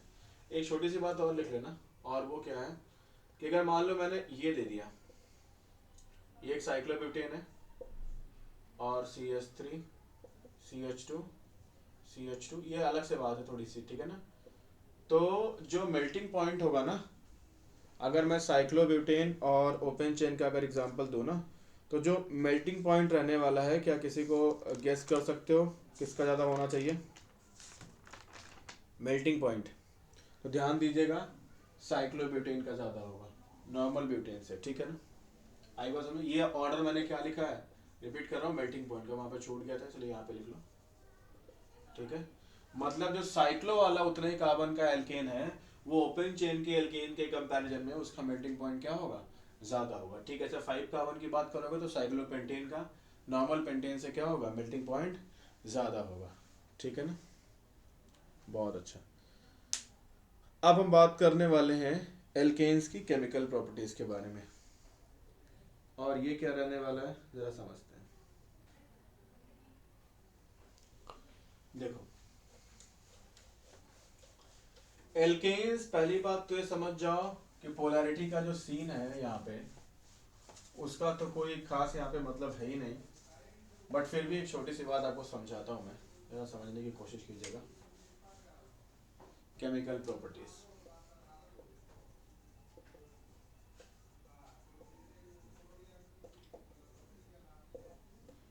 CH3 HH, ये ठीक है ना, इसको चाहो तो यहाँ पे H लिख दिया ना, तो मैं अगर दो बॉन्ड सिर्फ लूँ HC और यहाँ पे ये C, तो पहली बात तो समझना कि ये बॉन्ड जो है, ये बॉन्ड तो नॉन पोलर है। ये बॉन्ड क्या है, अरे यार पोलर नॉन पोलर बार बार सुन सुन के पक तो नहीं गए, मैं बोल रहा हूँ ये वाला बॉन्ड कैसा नॉन पोलर, क्यों, क्योंकि किसी एक की तरफ इलेक्ट्रॉन डेंसिटी ज्यादा नहीं होने वाली। जब दो लोग बराबर ही रहेंगे ना, तो न किसी तरफ इलेक्ट्रॉन डेंसिटी ज्यादा न किसी तरफ कम, दोनों तरफ कह रहे हैं कि बराबर। तो पॉजिटिव नेगेटिव पोल्स अगर किसी तरफ इलेक्ट्रॉन डेंसिटी ज्यादा और किसी तरफ कम नहीं बनेगी ना, तो पोलैरिटी नहीं आएगी ना इन जनरल। वैसे और भी कॉन्सेप्ट है इसमें, but in general positive negative poles बनना जरूरी है ना, अगर वो नहीं बन रहे तो पोलैरिटी नहीं आएगी ना। और जब दोनों बराबर वाले हैं, इधर भी CH3 इधर भी CH3, दोनों बराबर वाले हैं, तो इसीलिए जब दोनों बराबरी के होंगे तो ये बॉन्ड जो है ना, ये किसी तरफ कम या किसी तरफ ज्यादा नहीं होगा, इसलिए CC बॉन्ड क्या है, नॉन पोलर।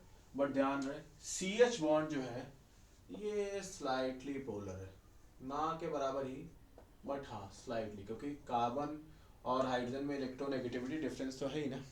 ये पोलर लिखा है, POLAR, ठीक है ना। मैं लिख देता हूँ यार ढंग से, इसको रुक जाओ, ये लिखा हुआ है पोलर, ठीक। अच्छा तो क्या सीन है, तो ध्यान रहे अगर पोलैरिटी कम होती है ना, तो पोलैरिटी की वजह से इसकी रिएक्टिविटी क्या होती है, बहुत कम होती है। अच्छा ये क्या सीन है ज़रा समझो। देखो इसके पास कोई खास पोलैरिटी तो है नहीं, तो जब पोलैरिटी नहीं है तो इसका एच अगर मान लो कोई बेस इस पर अटैक ही करना चाहे ना, तो बेस इस पर अटैक क्यों करेगा? कोई न्यूक्लियोफाइल ही अटैक करना चाहे तो क्यों करेगा? कोई खास पोलैरिटी ही नहीं है, कहीं इलेक्ट्रॉन रिच कहीं इलेक्ट्रॉन डेफिशिएंट वाला सीन ही नहीं है। कोई अगर बेस अटैक करना चाहे तो इस एच का एच प्लस के फॉर्म में निकलना ही कोई आसान है ही नहीं। समझ पा रहे हो? निकलना पोलराइज निकलना ही आसान नहीं है। समझ पा रहे हो? मतलब अगर इलेक्ट्रॉन डेंसिटी कम ज्यादा होती है तो कम से कम कोई नया सोचता है। जैसे बेस को क्या चाहिए? बेस को एसिडिक एच, जैसे मान लो ओ एच माइनस इसके पास आ रहा है, तो ओ एच माइनस को क्या चाहिए? Acidic H plus. तो यहाँ पे कोई खास पोलैरिटी है ही नहीं, तो इस एच का एच प्लस के फॉर्म में निकलना क्या होगा? मुश्किल होगा, तो बेस अटैक नहीं कर पाएगा। मान लो कोई न्यूक्लियोफाइल है, कोई इलेक्ट्रॉन रिच स्पीसीज है, अब वो अटैक करना चाहता है, तो कोई यहाँ पे कहीं खास पार्शियल पॉजिटिव है ही नहीं, इलेक्ट्रॉन डिफिशियंसी है ही नहीं, कोई खास जब पोलैरिटी नहीं तो किसी तरफ पॉजिटिव नेगेटिव पोल्स बनेंगे नहीं, तो बताओ न्यूक्लियोफाइल भी अटैक नहीं कर पाएगा।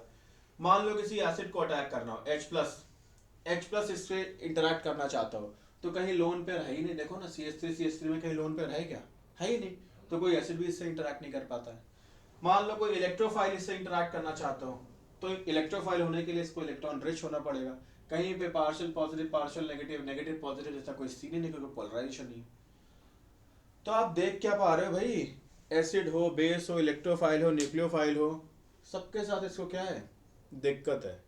सबके साथ इसको क्या है? दिक्कत है। इसीलिए हम इसको बोलते हैं पैराफिन्स, जिसकी बहुत ही कम रिएक्टिविटी हो, पैराफिन्स का मतलब। ठीक है ना? तो लिख लो इसके बाद, alkanes have no lone pair, no lone pair, no lone pair. That's why reaction with acid is not possible. अरे भाई H प्लस को लगाने के लिए लोन पेयर होना चाहिए, तभी तो अटैच कर पाएगा ना। While it also haven't, इसके पास it also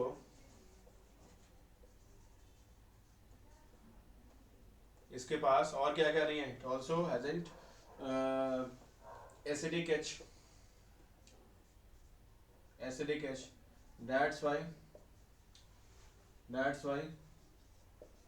base is also not interested to react with alkane ना। अगर किसी को लिखना हो लिख लो। समझ पा रहे हो? बाकी आपको दिखा दिया, न्यूक्लियोफाइल इलेक्ट्रोफाइल भी इसमें इंटरेस्टेड नहीं है। इसीलिए क्या होता है? That's why alkanes are called paraffins। क्या बोलते हैं? Paraffins, PARAFFINS। पैराफिन्स का मतलब क्या होता है? लिटिल रिएक्टिविटी, जिनकी रिएक्टिविटी कम होती है। But it is not true in all aspects. ध्यान दो, पैराफिन्स हम एल्केन्स को कहते तो हैं, बट ये सारे एस्पेक्ट में सही नहीं है। क्यों नहीं सही है? क्योंकि ध्यान दो, यहाँ पे इसको बना लो जल्दी से, जो बनाना हो तुम्हें।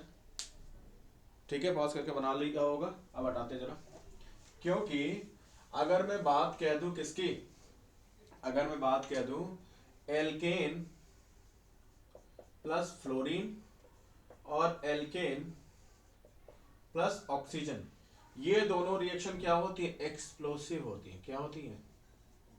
एक्सप्लोसिव। मतलब ठीक है, एल्केन की रिएक्शन जो होती है वो क्या होती है? वो बेस और एसिड के साथ, या आमतौर पे इसकी रिएक्टिविटी कोई खास नहीं होती, जो कि मैंने अभी दिखाया आपको, लेकिन इसीलिए हम इसको पैराफिन्स ही बोलते हैं। बट ये एकदम से ये सही बात नहीं है, क्योंकि एल्केन का अगर फ्लोरीन के साथ रिएक्शन कराओगे, एल्केन का ऑक्सीजन के साथ अगर रिएक्शन कराओगे, यहाँ पे कंबशन हो जाएगा और यहाँ पे फ्री रेडिकल सब्स्टिट्यूशन होगा, जिसके बारे में भी आगे हम बात करेंगे। तो दोनों रिएक्शंस क्या होती है? एक्सप्लोसिव होती है। मतलब ठीक है, बहुत कम रिएक्टिविटी होती है, इन जनरल कोई खास तरीके से काम नहीं कर पाता ये, बट ये बात हमेशा नहीं सही है, क्योंकि दो रिएक्शंस आपके सामने लिखी हुई हैं जो कि क्या होती है? एक्सप्लोसिव होती है। ठीक है ना? आई बात समझ में? बहुत अच्छा। तो फिर पैराफिन्स क्यों बोलते हैं? अरे भाई पैराफिन स्टार्टिंग में कम जानकारी थी, हमने बोल दिया ना। हमने जब डिटेल में देखा तो ये भी सीन हमें मिला। तो अब वो नाम स्टार्टिंग में चिंटू का नाम बचपने में चिंटू पड़ा ही है ना, तो बड़ा हो जाएगा तो भी तो वो लोग उसे चिंटू ही बोलेंगे ना। तो बस वही बात है, कम जानकारी थी चिंटू बोल दिया। अब बड़ा भी हो गया तब भी उसको चिंटू ही बोलते हैं। बट चिंटू के अभी क्या है, चिंटू ने कुछ काम भी करता है, कुछ प्रोडक्टिव काम भी करता है ना, वो भी जानना होगा। बस यही बात है, नोट कर लो। अब जरा देखेंगे तो जैसा कि अभी आपने देखा ना कि बहुत ज़्यादा पोलैरिटी नहीं है, तो हेट्रोलिसिस नहीं कर सकते यहाँ पे। हेट्रोलिसिस आपको पहले बता चुका हूँ।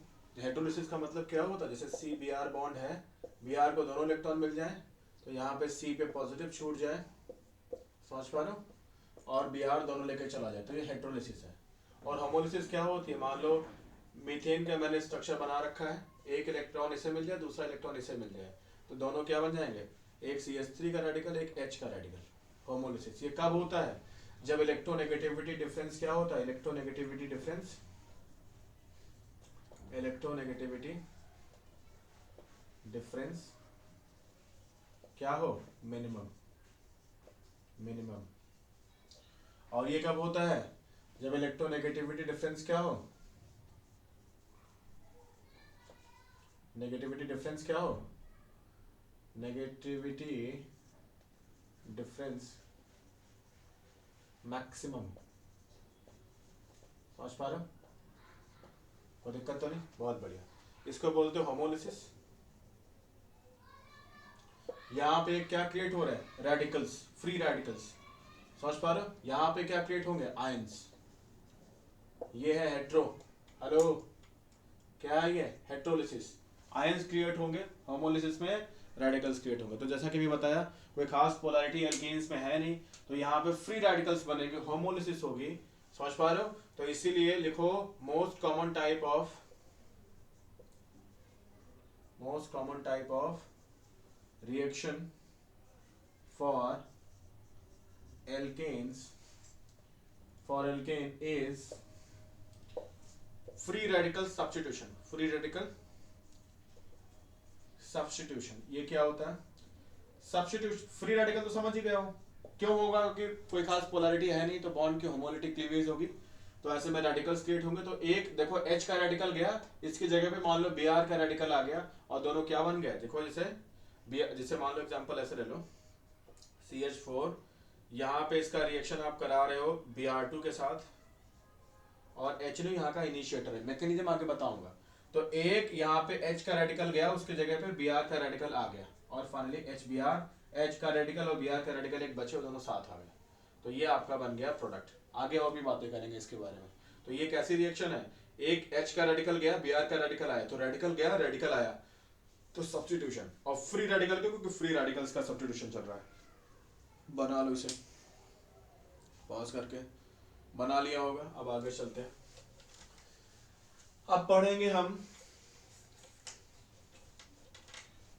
एक छोटी सी बात, आगे और भी सर्कस करेंगे वैसे हम इसकी प्रॉपर्टीज के बारे में, लेकिन पहले थोड़ा सा हम पढ़ लेते हैं, प्रिपरेशन पढ़ लेते हैं कि कैसे कैसे एल्केन्स को बनाते हैं, और फिर हम चले जाएंगे इसकी फ्री रेडिकल सब्स्टिट्यूशन के बारे में बातें करने के लिए। Preparation of alkene. तो सबसे पहले एक छोटी सी बात करेंगे, वो है फ्रॉम एल्केन ही, मतलब कोई आपके पास एल्केन हो, उसी से एल्केन बनाना हो। कैसे बनाओगे, जरा देखो यहाँ पे CH3 मान लो एक इथेन है, और इसकी रिएक्शन आपने करा दी डाइएजोमीथेन CH2, मेरा मतलब है सॉरी, मेरा मतलब CH2N2 से आपने क्या करा दिया, रिएक्शन करा दिया, और क्या कर दिया, हीट कर दिया। तो यहाँ से जब रिएक्शन आप कराते हो ना हीट करने की, तो यहाँ से एक इंटरमीडिएट क्रिएट होता है, वो होता है CH2, ये 2 इलेक्ट्रॉन लेता हुआ, और इसके पास सिर्फ कितने इलेक्ट्रॉन है, 6 इलेक्ट्रॉन। कितने इलेक्ट्रॉन है, 6। तो ये एक, इसको बोलते हैं कार्बीन, क्या बोलते हैं इसको, कार्बीन। इसके पास 6 इलेक्ट्रॉन है, और ये इलेक्ट्रॉन डेफिशिएंट है, इलेक्ट्रॉन डेफिशिएंट है। 6 कैसे, एक इधर 2 इधर, बस 6 इलेक्ट्रॉन, मतलब 2 2 4 2 6, एक बॉन्ड से 2 इलेक्ट्रॉन होते हैं ना, तो 2 2 4 2 6 इलेक्ट्रॉन। तो होता क्या यहाँ पे, ये एक बॉन्ड बना हुआ ना, ये एक बॉन्ड बना हुआ, इसी के बीच में चले जाएंगे भाई साहब, और दोनों से एक बॉन्ड बना लेंगे, और फाइनली क्या बन जाएगा, CH3 CH2 CH3। आपने यहाँ पे इथेन से क्या बना लिया, प्रोपेन। बना लो इसे, समझ गए? तो ये आपने एल्केन से ही एल्केन आपने बना लिया बाय यूजिंग कार्बिन CH2N2 हीट से। ठीक है, हटाओ इसे। बहुत अच्छा। अब अगला सीन जरा देखो, अगर हमें बनाना हो किससे, हमें अगर बनाना हो एल्कीन से, तो कैसे बनाएंगे? बड़ा फेमस है, आप सभी जानते होंगे, फ्रॉम एल्कीन्स। तो एल्कीन से हम बनाते हैं, मान लो हमारे पास C डबल बॉन्ड C है, अब रिमेनिंग वैलेंसीज पे कुछ भी लगा दो ना यार। एल्कीन से और हाइड्रोजन से रिएक्शन कराओगे तो PD, PT या निकल कुछ भी यूज कर लो। ये तीनों ध्यान दो, तीनों एक साथ नहीं, तीनों में से कोई एक कैटलिस्ट तुम यूज कर लो और यहाँ पे एक पाए टूटेगा और फाइनली दोनों H आके लग जाएंगे। ध्यान दो, दोनों H कैसे लगे हैं पाई बॉन्ड के? पाई बॉन्ड टूटने पे दोनों H सेम साइड से लगे हैं, तो ये कैसा एडिशन है? सिन एडिशन। सिन बोले तो सिन का मतलब होता है साथ साथ, क्या होता है? टुगेदर। सिन मतलब लिख लो साथ साथ, दोनों ग्रुप जो आ रहे हैं वो सेम साइड ही आएंगे। क्या आएंगे? Same side, same side, together. समझ पा रहे हो?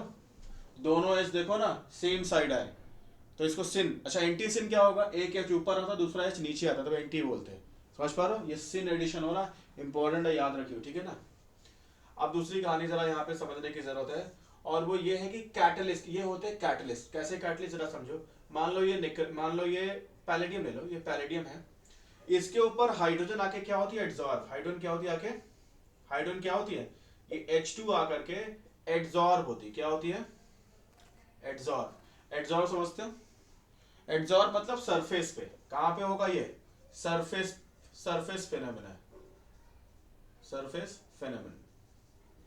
सिर्फ सरफेस पे जो इनकम्प्लीट वैलेंसीज होंगे ना, उसके साथ आके हाइड्रोजन जुड़ जाएगा। तो ये कैटलिस्ट क्या करेगा?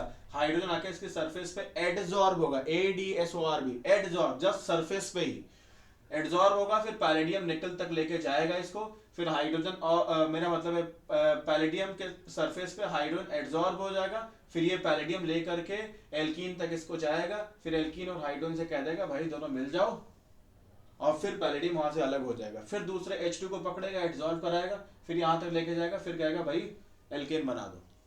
कुछ आया समझ में? कैसे बनाएगा? सिन एडिशन करके। समझ आया या कोई डाउट है? ध्यान दो, ये जो रिएक्शन है इसका एंथैल्पी ऑफ रिएक्शन जो होगा वो एक्सोथर्मिक होगा। एक्सोथर्मिक। ये क्या है? Enthalpy of reaction. Enthalpy of reaction क्यों एक्सोथर्मिक होगा? देखो जरा ध्यान से, एक पाई को तोड़ करके दो सिग्मा बॉन्ड आप बना रहे हो। आपको पता होना चाहिए, क्या पता होना चाहिए कि पाई बॉन्ड से स्ट्रॉन्गर होता है सिग्मा बॉन्ड, इसको बोलते हैं सिग्मा। मैं लिख भी देता हूं कुछ भाई लोगों के लिए, हो सकता है बहनें भी हो। पाई सिग्मा, ये पाई बॉन्ड, ये सिग्मा बॉन्ड, ठीक है ना? पाई तो यार जानते ही हो। तो ये क्या? Bond strength. क्या है ये? Bond strength. तो एक पाई से एक सिग्मा तो स्ट्रॉन्गर है, क्योंकि पाई बॉन्ड जो बनता है वो साइड बाय साइड ओवरलैपिंग से है, और सिग्मा बॉन्ड जो बनता है वो हेड टू हेड ओवरलैपिंग से। तो हेड टू हेड ओवरलैपिंग क्या होगी? स्ट्रॉन्गर होगी, इसलिए सिग्मा क्या होता है? स्ट्रॉन्गर होता है। बाकी ये सब बेसिक कॉन्सेप्ट में समझा चुका हूं, इतने से अभी मेरा काम चल जाएगा। इससे ज्यादा किसी को जानना हो तो जाके बेसिक कॉन्सेप्ट रिवाइज करो। तो सिग्मा स्ट्रॉन्गर है, ऊपर से एक पाई तोड़ रहे हैं तो दो सिग्मा बन रहे हैं, तो फाइनली यहां तो और ज्यादा स्टेबिलिटी बढ़ रही है, क्योंकि कमजोर तोड़ के स्ट्रॉन्गर बॉन्ड बना रहे हो। तो स्ट्रॉन्गर बॉन्ड बनाओगे तो बॉन्ड, ध्यान दो, जितना स्ट्रॉन्ग बॉन्ड बनाओगे उतनी स्टेबिलिटी बढ़ जाएगी, जितनी स्टेबिलिटी बढ़ेगी उतनी एनर्जी क्या कर दोगे? बाहर रिलीज कर दोगे। तो इसीलिए कमजोर तोड़ करके दो दो स्ट्रॉन्गर बना रहे हो, इसीलिए नेट में ये काफी स्टेबल होगा, इसीलिए एनर्जी क्या करता है? ये बाहर फेंक देगा। मुझे लगता है ये सब बातें तुम समझते होगे, ठीक है ना? दैट्स वाई क्या है? एक्सोथर्मिक। दैट्स वाई क्या है? ये एक्सोथर्मिक है। कुछ आया समझ में? बहुत बढ़िया। आपको पता है ना, जो स्ट्रॉन्गर बॉन्ड होते हैं वो बनने पे एनर्जी क्या होती है? वैसे भी बॉन्ड बनने पे एनर्जी रिलीज होती है। समझ पा रहे हो? तो यहाँ पे तुमने कमजोर पाई को तोड़ा तो तुमने कुछ एनर्जी दी। मान लो थोड़ी देर के लिए मान लेते हैं 100 जूल तुमने एनर्जी दी, मान लेते हैं 100 जूल एनर्जी तुमने दी इसको पाई को तोड़ने के लिए। और यहाँ पे जब बॉन्ड आपने बनाया ना, तो बॉन्ड बनाया तो एनर्जी रिलीज होगी, तो यहाँ से रिलीज कितनी हुई, मान लो इसको बनाने पे 120 रिलीज हुई, इसको बनाने पे भी 120 रिलीज हुई, तो 240 जूल एनर्जी क्या हुई रिलीज, और 100 जूल आपने इन्वेस्ट किया था तोड़ने में। तो इस तरीके से नेट में आपको 140 जूल एनर्जी आपने नेट में रिलीज कर दी, क्योंकि 240 टोटल रिलीज की, 100 यहाँ इस्तेमाल हो गया, तो नेट में 140 तो रिलीज हो गई होगी ना। ये मैंने एग्जांपल दिया, एग्जैक्ट डेटा नहीं दिया, एग्जैक्ट डेटा की तुम्हें जरूरत भी नहीं है कोई खास, इसलिए वो बता भी नहीं रहा हूँ। नोट कर लो इसे, कुछ आगे चलते हैं हम इससे कहानी को लेकर के। एक जरा छोटी सी बात समझना,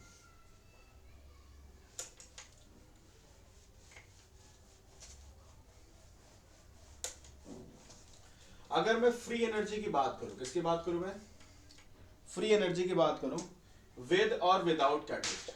फ्री एनर्जी समझते होगे, free energy gives free energy, system के पास कितनी ऐसी एनर्जी है जिसका इस्तेमाल वो किसी यूजफुल वर्क डन में करेगा ना, ये सब बता चुका हूं, बहुत सारे एग्जांपल्स देके ये सब बेसिक कॉन्सेप्ट में समझाया आपको फ्री एनर्जी, ठीक है ना। तो जिसका इस्तेमाल वो किसी, मतलब छोटी छोटी बात है कि जिसका इस्तेमाल वो किसी यूजफुल काम में करे सिस्टम अपने एनर्जी का, उसे फ्री एनर्जी बोलते हैं। अब देखो जरा ध्यान से, यहाँ पे मैं आपको एग्जांपल दे रहा हूँ कि कैटलिस्ट यूज करोगे तब और नहीं करोगे तब, ठीक है, तब क्या होगा। मान लो ये आपका रिएक्टेंट है, यहाँ पे आपका क्या है, ये आपका रिएक्टेंट है, आर रिएक्टेंट जस्ट छोटा सा लिख दिया, ठीक, बहुत छोटा हो गया क्या यार, जस्ट आर लिख रहा हूं, आर बोले तो रिएक्टेंट। ये आपका जो खेल होगा ये प्रोडक्ट का होगा, समझ पा रहे हो। और जब कैटलिस्ट यूज करोगे और कैटलिस्ट नहीं यूज करोगे तब क्या फर्क आएगा, तो ध्यान दो, जैसे जब कैटलिस्ट आप नहीं यूज करो, ये कौन सा फेज है, विदाउट कैटलिस्ट, विदाउट कैटलिस्ट क्या होगा, लार्ज या हायर वैल्यू ऑफ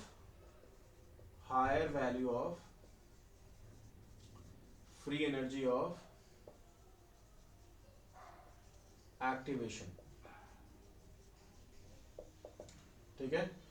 और ये कौन सी वैल्यू है, ये लोअर, ये कब ऐसा होगा, विदाउट, ये विदाउट कैटलिस्ट ऊपर तो लिख चुका हूं, और ये क्या है, विद कैटलिस्ट, समझाता हूं, ये क्या होगा, lower, lower value of free energy of activation. जरा समझना क्या है, जैसे तुमने वॉलीबॉल देखा होगा, तो वॉलीबॉल में क्या होता है, प्रॉपर नेट होता है, उस नेट को बॉल को क्रॉस करके जाना होता है, इस कोर्ट से उस कोर्ट में, इस साइड से उस साइड में। तो वैसे यहाँ पे एक बैरियर होता है, इस बैरियर को रिएक्टेंट को, इस बैरियर को यहाँ से, ये बैरियर उसी वॉलीबॉल के नेट की जैसा है, तो इसको टच करते फिर प्रोडक्ट की तरफ आना होता है, समझ पा रहे हो। तो जब कैटलिस्ट आप नहीं यूज करोगे तो इसको यहां तक जाना पड़ेगा, आना फिर से नीचे ही है लेकिन ऊपर यहां जाना पड़ेगा। लेकिन जब कैटलिस्ट आप यूज कर लोगे तो बैरियर आपका एनर्जी का कितना हो जाएगा, छोटा हो जाएगा, कम हो जाएगा, तो थोड़ा सा उसको कोशिश करना और नीचे यहाँ पे पहुंच जाएगा। तो इसीलिए कैटलिस्ट इसीलिए हम यूज करते हैं, जो निकल पैलेडियम और प्लेटिनम आपने यूज किया ना, उसको इसीलिए यूज किया है ताकि वो एक्टिवेशन एनर्जी का जो बैरियर है, जो नेट की हाइट है वो छोटी कर दे, और नेट की हाइट जब छोटी कर देंगे ना तो आपके लिए स्मैश करना क्या हो जाएगा, आसान, आपको इस तरफ से उस तरफ बॉल भेजना आपके लिए रिलेटिवली क्या हो जाएगा, ईजियर। तो इसी जो एक्टिवेशन एनर्जी का जो बैरियर है, इसको क्रॉस करके ही जाना है, इसको टच करके ही जाना है। तो जब यहां ये डिफरेंस रिएक्टेंट से, जो अभी उसके पास पोटेंशियल एनर्जी है, और यहाँ पे बैरियर के बीच में डिफरेंस जब कैटलिस्ट घटा देगा तो इसका यहां जाने में एफर्ट कम लगेगा ना, और एफर्ट कम लगेगा तो इसका प्रोडक्ट के फॉर्म में बनना क्या हो जाएगा, आसान। लेकिन इसकी अगर बात करोगे तो जब कैटलिस्ट आपने यूज नहीं किया तो ज्यादा डिफरेंस है, तो ज्यादा एफर्ट लगाना पड़ेगा, तो मुश्किल उसके लिए होगा। इसीलिए फिर क्या होगा, ये रिएक्शन कई बार, ये रिएक्शन आमतौर पे किस पे होती है, रूम टेम्परेचर पे हो जाती है। कहां हो जाती है, रूम टेम्परेचर पे चलती है जब कैटलिस्ट यूज करते हो। और इसके लिए क्या रिक्वायर्ड होता है, हायर टेम्परेचर। हायर टेम्परेचर क्या करेगा, हायर टेम्परेचर क्या करेगा, बोलो,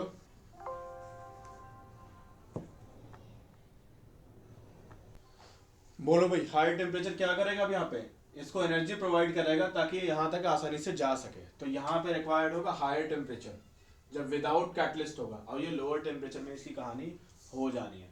समझ पाए, कोई दिक्कत तो नहीं, बैरियर को नीचे कर देगा। तो इसको बना लो। अच्छा, इसको कैसे बना सकते हो, इसको जैसे ये यहाँ से ऐसे आएगा और यहाँ पे 2-3 बार कर्व लेते हुए नीचे आता है, तो इसलिए इसको मैं बना नहीं रहा हूँ क्योंकि वो समझे आप, चलो बना ही देता है यार, ये कुछ ऐसा होता है, ठीक है ना। फिर AC में जाके ऐसे मिल जाता है, और फिर दोनों भाई लोग कहाँ आते हैं, प्रोडक्ट में। तो नेट में देखो जो प्रोडक्ट है वो उसका स्केल क्या है, वो नीचे है। अच्छा ये वैसा लहराता हुआ क्यों बना है, वो सब आपके काम की चीज़ नहीं है, कभी फिर देखेंगे।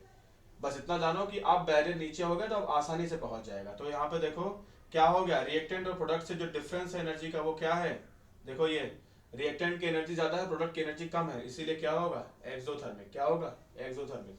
समझ आया, बना लो इसे।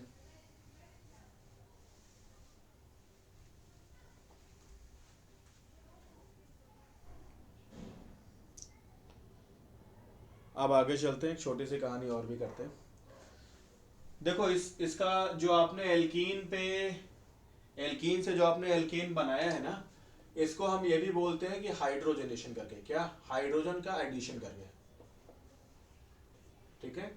हाइड्रोजन का एडिशन आपने एल्कीन पे किया तो आप एल्कीन को बनाओगे ना, तो फ्रॉम हाइड्रोजनेशन भी हम इसे बोलते हैं। समझ पा रहे हो, आप जरा समझना इसके फायदे क्या है।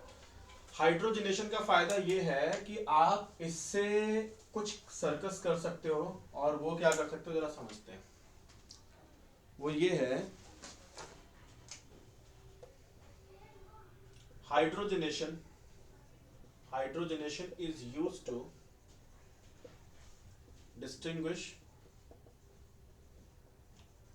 बिटवीन, ये बिटवीन है, B/W, between alkene and cycloalkane.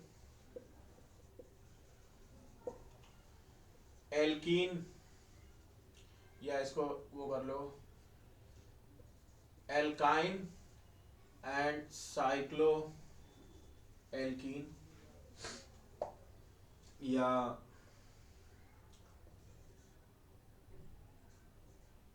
एल्काडाइन and cyclo alkene. कैसे, जरा समझो, मैं समझाता हूं। जैसे मान लो अगर एल्केन है, मान लो मैंने ये एग्जांपल ले लिया, ये तो आप जानते हो ना, इस कार्बन ने 2 बॉन्ड बना रखा है ऊपर नीचे, तो बाकी 2 वैलेंसीज पे क्या होगा, हाइड्रोजन। ठीक ऐसे इस पे भी हाइड्रोजन, ठीक ऐसे इस पे भी। तो आप अगर ध्यान से देखो तो क्या होगा, 6 कार्बन है तो 12 हाइड्रोजन, तो C6H12 सबके पास 2-2। और तो ये क्या है, ये साइक्लोएल्केन है। क्या है ये, साइक्लोएल्केन।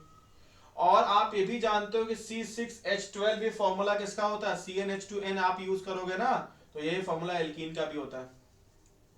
अब कुछ लोग कंफ्यूज हो गए होंगे, तो दोनों कैसे सेम हो गया, ऐसे सेम हो गया। देखो जो साइक्लोएल्केन है, साइक्लोएल्केन में जब 2 बॉन्ड बनता है तो दोनों जो एंड्स वाले हैं ना, ये आपस में जुड़ जाते हैं, तो साइक्लिक बन जाता है। समझ पा रहे हो।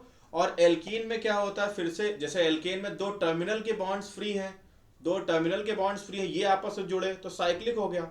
और एल्कीन्स में क्या होता है, 2 नेबर्स के बॉन्ड्स फ्री हैं, तो 2 नेबर्स के बॉन्ड फ्री हैं, जस्ट ये समझो दोनों नेबर्स हैं, इनके बॉन्ड फ्री हैं, तो ये मल्टीपल बना लिया, इन्होंने मल्टीपल बना लिया, तो फाइनली एल्कीन बन गया। एंड्स जुड़े तो साइक्लोएल्केन, 2 नेबर्स जुड़ गए तो एल्कीन। तो इसीलिए फाइनली दोनों में क्या होती है, 2 कार्बन की एक वैलेंसी को फ्री होना पड़ेगा ना। जब 2 एंड पे फ्री होंगे तो एल्केन, साइक्लोएल्केन, और जब 2 नेबर्स की फ्री होंगे तो एल्कीन बन जाएगी ना, सिंपल। इंपॉर्टेंट क्या है कि 2 वैलेंसीज इनकम्प्लीट होनी चाहिए। मैं दिखाता हूं कैसे। CH2 CH2 CH2, देखो इनकी अभी देखो इस कार्बन ने कितने बॉन्ड बना रखे हैं, 2H से एक इधर, अभी एक इधर कोई नहीं है ना, इसके पास भी 2H से एक इधर, अभी एक बॉन्ड नहीं है ना। तो ये दोनों भाई लोग जो अभी फ्री थे, दोनों भाई लोग क्या हो गए, एक साथ आ गए। ये CH2, ये CH2, ये साथ साथ आ गए, ये दोनों साथ साथ आ गए, तो बन गया साइक्लोप्रोपेन। समझ पा रहे हो। और देखो ध्यान से, 2 ही बॉन्ड यहां फ्री थे, अब तीसरा ले लो, एक इसका फ्री, एक इसका, अब नेबर्स का फ्री है, तो ये दोनों अब एक साथ आ गए, तो क्या बन जाएंगे, CH3 CH double bond CH2। आप देखो ध्यान से, तो इसमें भी 2 वैलेंसीज इनकम्प्लीट थी, इसमें भी 2 वैलेंसीज इनकम्प्लीट थी, तो यहाँ टर्मिनल से एक साथ आ गए तो साइक्लोप्रोपेन बन गया, यहाँ 2 अगल बगल वाले एक साथ आ गए तो एल्कीन बन गया। तो पॉइंट ये है कि दोनों 2-2 वैलेंसीज दोनों में इनकम्प्लीट थी, इसलिए एल्कीन और साइक्लोएल्कीन बनते हैं, इसलिए दोनों का फॉर्मूला भी क्या आता है, सेम आता है। अच्छा इतना तो समझ आ गया। हम जरा ये समझते हैं किसके किसके बीच में डिस्टिंग्विश करेगा, एल्कीन और साइक्लोएल्केन का। अच्छा कैसे, जरा बताओ तो।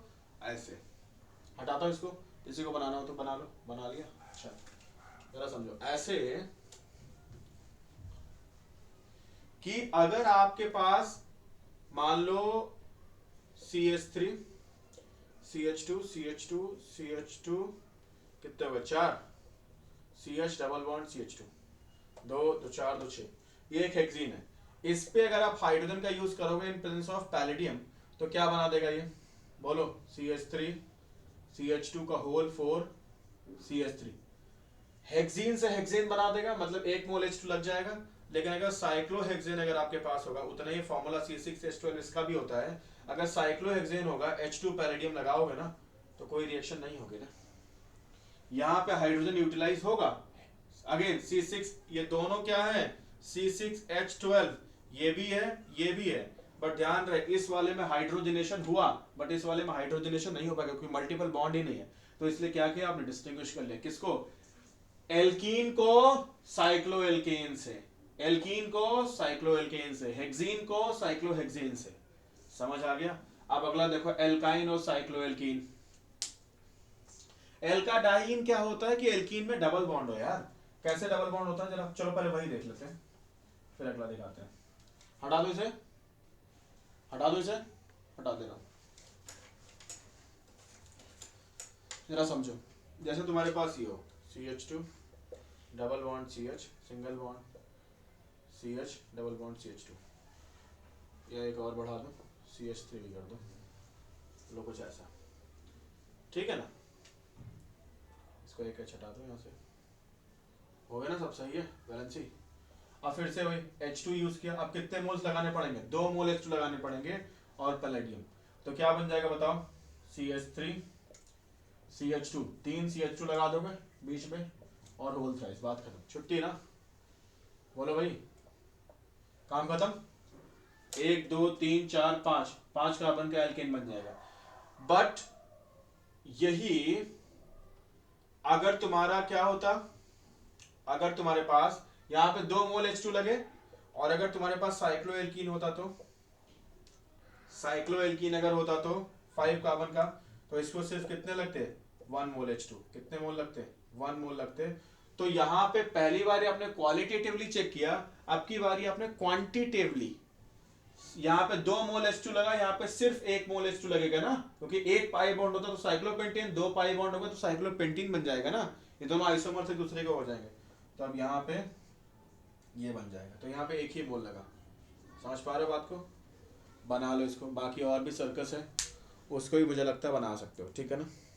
अरे भाई समझ आया, ये नहीं समझ आया किसी को, देखो 3 हाइड्रोजन 4 5 6 8, टोटल 8 हाइड्रोजन है इसके पास, 8 है इसके पास, देखो कितने, यहाँ देखो यहाँ 2, यहाँ 2, यहाँ 2, यहाँ कितने हो गए 6, यहाँ पे 1 यहाँ पे, क्योंकि इन कार्बन ने 3 3 बॉन्ड बना रखा है ना, तो 1 यहाँ 1 यहाँ, तो 8 हाइड्रोजन इसके पास भी, 5 कार्बन 8 हाइड्रोजन इसके पास है, 5 कार्बन 8 हाइड्रोजन इसके पास है, तो दोनों आइसोमर्स हो गए नहीं हो गए, C5H8। ये समझ आया कि नहीं आया, बहुत बढ़िया। बट यहाँ पे 1 मोल हाइड्रोजन लगा, यहाँ पे 2 मोल, तो क्वांटिटेटिवली यहाँ पे कंफर्मेशन आप ले सकते हो, जब आप कैलकुलेशंस करोगे तो वहां से ये बातें आपको पता लगेंगी, क्वालिटेटिवली नहीं। समझ आए, बहुत अच्छा। अब अगला सीन हम देखने वाले हैं और वो रहने वाला, बना लिया इसको सबने, बढ़िया। तो हाइड्रोजनेशन क्या है, बहुत ही खास चीज आपके लिए है, इसके बारे में ध्यान रखना। एक नेम्ड रिएक्शन यहाँ पे है और वो रिएक्शन होने वाली है आपकी, वो रिएक्शन होने वाली है सबेटियस सेंड्रेंस रिएक्शन।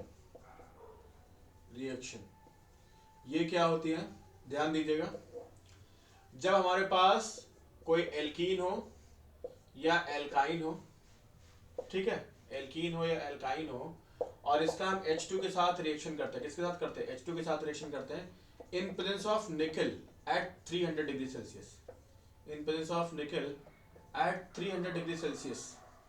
यहाँ पे 1 H2 लगेंगे, यहाँ पे 2 मोल H2 लगेंगे, और क्या बनेंगे एल्कीन।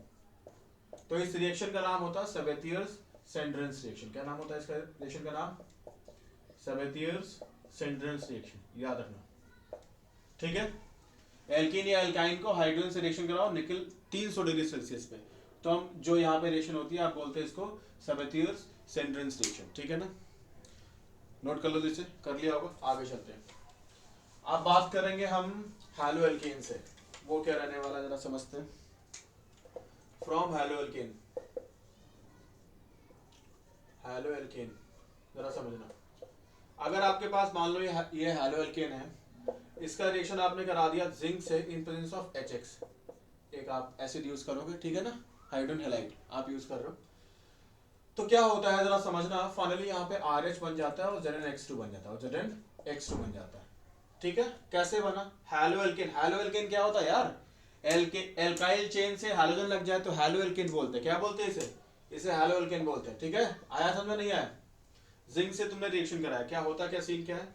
जिंक यहाँ पे दो इलेक्ट्रॉन, मतलब जिंक आप जानते हो ना क्या है, एक मेटल है कि नहीं है यार, मेटल है, एक रिड्यूसिंग एजेंट भी होता है। क्या होता है? एक रिड्यूसिंग एजेंट। रिड्यूसिंग एजेंट मतलब क्या, सामने वाले एजेंट दूसरों के लिए काम करता है, दूसरों को रिड्यूस करे, दूसरों को इलेक्ट्रॉन दे, समझ पा रहे हो। तो जो खुद इलेक्ट्रॉन देता है वो खुद को ऑक्सीडेशन कराता है, और जो दूसरों को इलेक्ट्रॉन देता है तो खुद को ऑक्सीडेशन कराया तो दूसरों का क्या करा है, रिडक्शन, तो इसलिए रिड्यूसिंग एजेंट है। समझ पा रहे हो ये?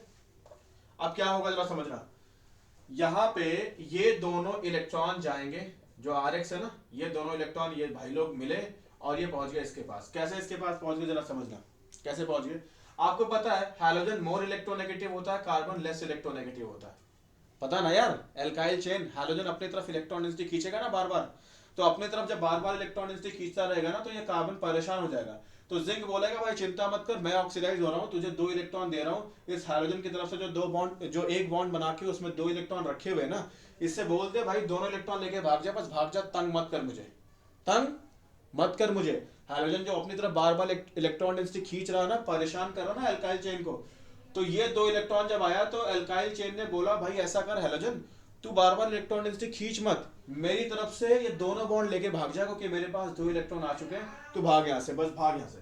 तो इसने बॉन्डिंग के 2 इलेक्ट्रॉन इधर भेज दिया और क्या बन गया, R माइनस। क्या बन गया, R माइनस। समझ पा रहे हो?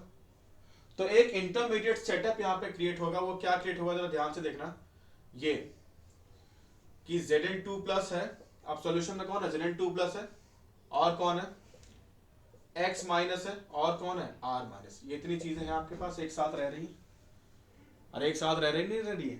अब आपको पता है आपके पास क्या डाइल्यूट एसिड है कि नहीं, HX, और आपको पता है R माइनस बहुत ही रिएक्टिव होता है। क्या होता है, R माइनस।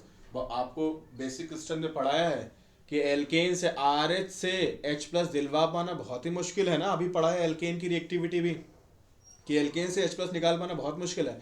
तो जब RH एल्केन जो है वो H प्लस देगा नहीं तो R माइनस बनेगा, बनना भी बहुत मुश्किल है, और अगर बन भी गया तो बहुत ही क्या होगा, रिएक्टिव होगा, मतलब बहुत जल्दी से वो H प्लस खींच लेगा।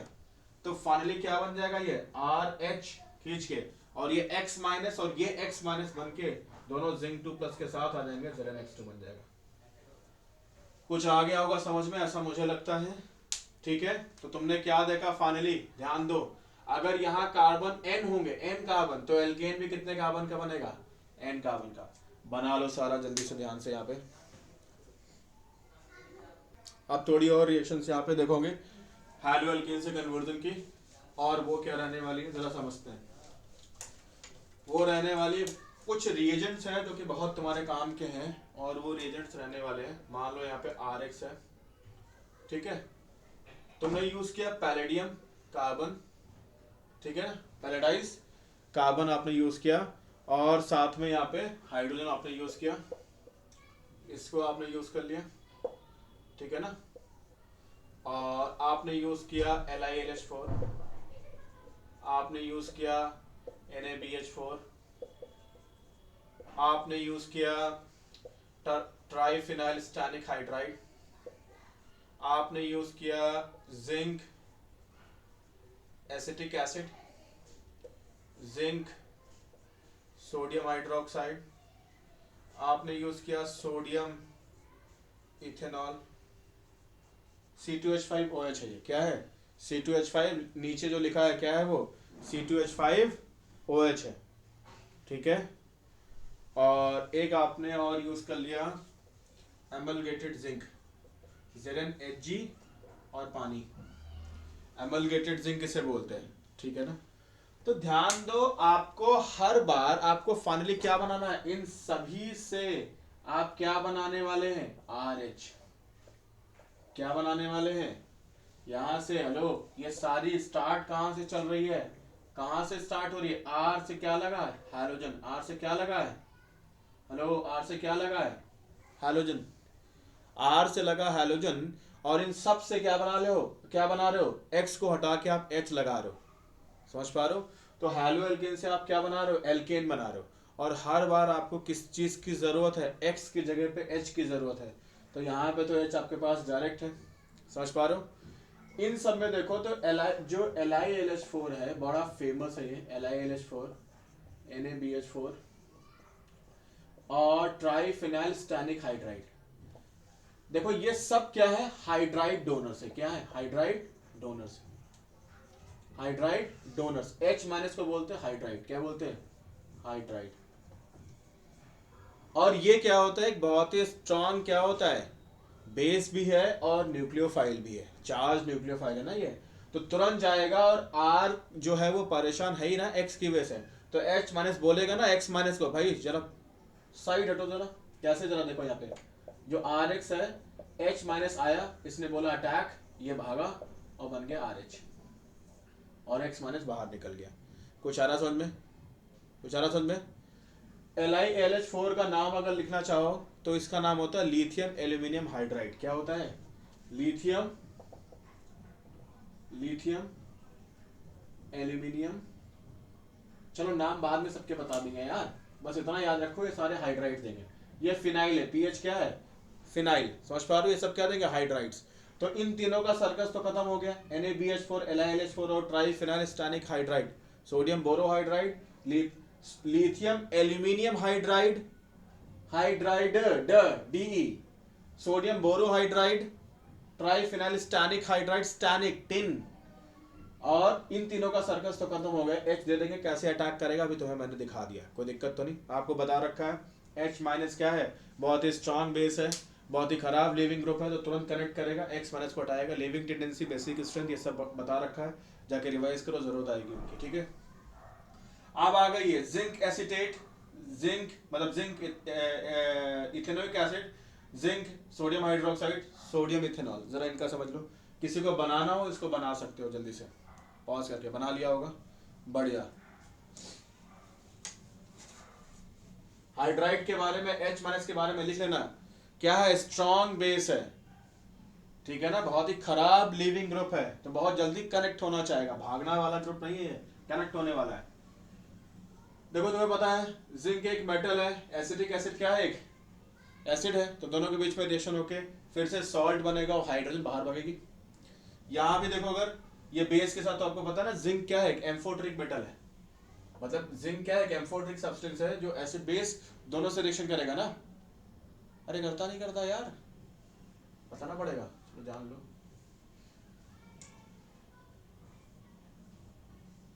मैं गरम से जिंक का NaOH बेस से रिएक्शन करा दूंगा तो क्या बन जाएगा, यहाँ पे Na2ZnO2, साथ में हाइड्रोजन, हाइड्रोजन यहाँ से भी निकल गई। ऐसे जब एसिडिक एसिड लोगे तो हाइड्रोजन वहां से, बाकी और भी मैकेनिज्म का हिस्सा है, मैं जस्ट तुम्हें कहानी बता रहा हूँ कि सब में कैसे हाइड्रोजन आप क्रिएट करोगे ताकि वो H जाकर के X को हटाएगा, ठीक है। ऐसे यहाँ भी सोडियम और इथेनॉल, अगर इसकी भी रिएक्शन कराओगे तो यहाँ भी आपको पता है C2H5OH में, यहाँ भी सोडियम इथॉक्साइड बनेगा और साथ में क्या निकलेगा, हाइड्रोजन, साथ में क्या निकलेगा, हाइड्रोजन, यहाँ से भी निकलेगा। तो पॉइंट यहाँ पे हर जगह से हाइड्रोजन क्रिएट करके आपको क्या करना है, X से भगाना है। कहानी क्लियर है, तो बस इस तरीके की बाकी बात समझो। अगर आपको हाइड्रोजन क्रिएट करने वाली कहानी में नहीं सुनाऊंगा ना, तो आपके लिए चीज़ें थोड़ा बता पाना, निकाल पाना क्या हो जाएगा, मुश्किल हो जाएगा। तो जस्ट मैं रिलेट कर रहा हूँ कि कैसे X की जगह पे सारे सारे हाइड्रोजन तुम्हें दे सकते हैं, कोई दिक्कत तो नहीं, ताकि आप लॉन्ग टर्म में चीज़ों को क्या रख सको, इन रीजन्स को याद रख सको कि कैसे तुम्हारे काम के हैं और कैसे हैलो एल्केन से हैलोजन, हैलो एल्केन से एल्केन बनाने के काम आएंगे। कर लो जल्दी से, हटा रहे इसको। जरा छोटी सी बात एक और देख लो, और वो क्या रहने वाला है समझते हैं। देखो LiLH4 अभी आपको बताया कि बहुत ही एक स्ट्रॉन्ग कहानी इसकी रहने वाली है, तो इसके बारे में जरा याद रखना। कि अगर टर्शरी हैलोएल्केन होंगे, क्या होंगे अगर टर्शरी हैलोएल्केन, तो टर्शरी हैलोएल्केन में क्या करेगा ये एलिमिनेशन करता है। क्या करता है ये एलिमिनेशन। समझ पा रहे हो कैसे एलिमिनेशन करेगा? और क्या देगा? एल्कीन। क्या देगा? एल्कीन। कैसे जरा समझाना, जरा देखो यहाँ पे। मान लो ये CH3 है, ये CH3 है, वो उसको ऐसे मैंने लिख दिया, और ये X है, ठीक है।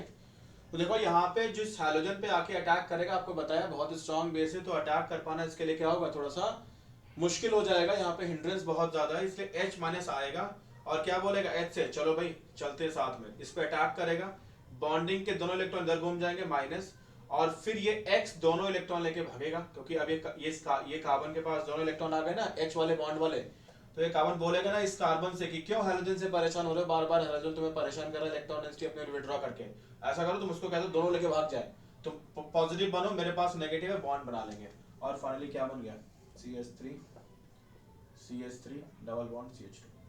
मतलब क्या किया हमने, स्ट्रॉन्ग बेस है तो टर्शरी हैलोएल्केन पे हिंड्रेंस बहुत ज्यादा है, जिसकी वजह से ये सब्स्टिट्यूशन की बजाय इसने क्या कर दिया, एलिमिनेशन। क्या कर दिया, एलिमिनेशन। और क्या बनाएगा, हैलोएल्केन से एल्केन बनाने की बजाय इसने क्या बनाया, एल्कीन। समझ आ गया? नोट कर लो,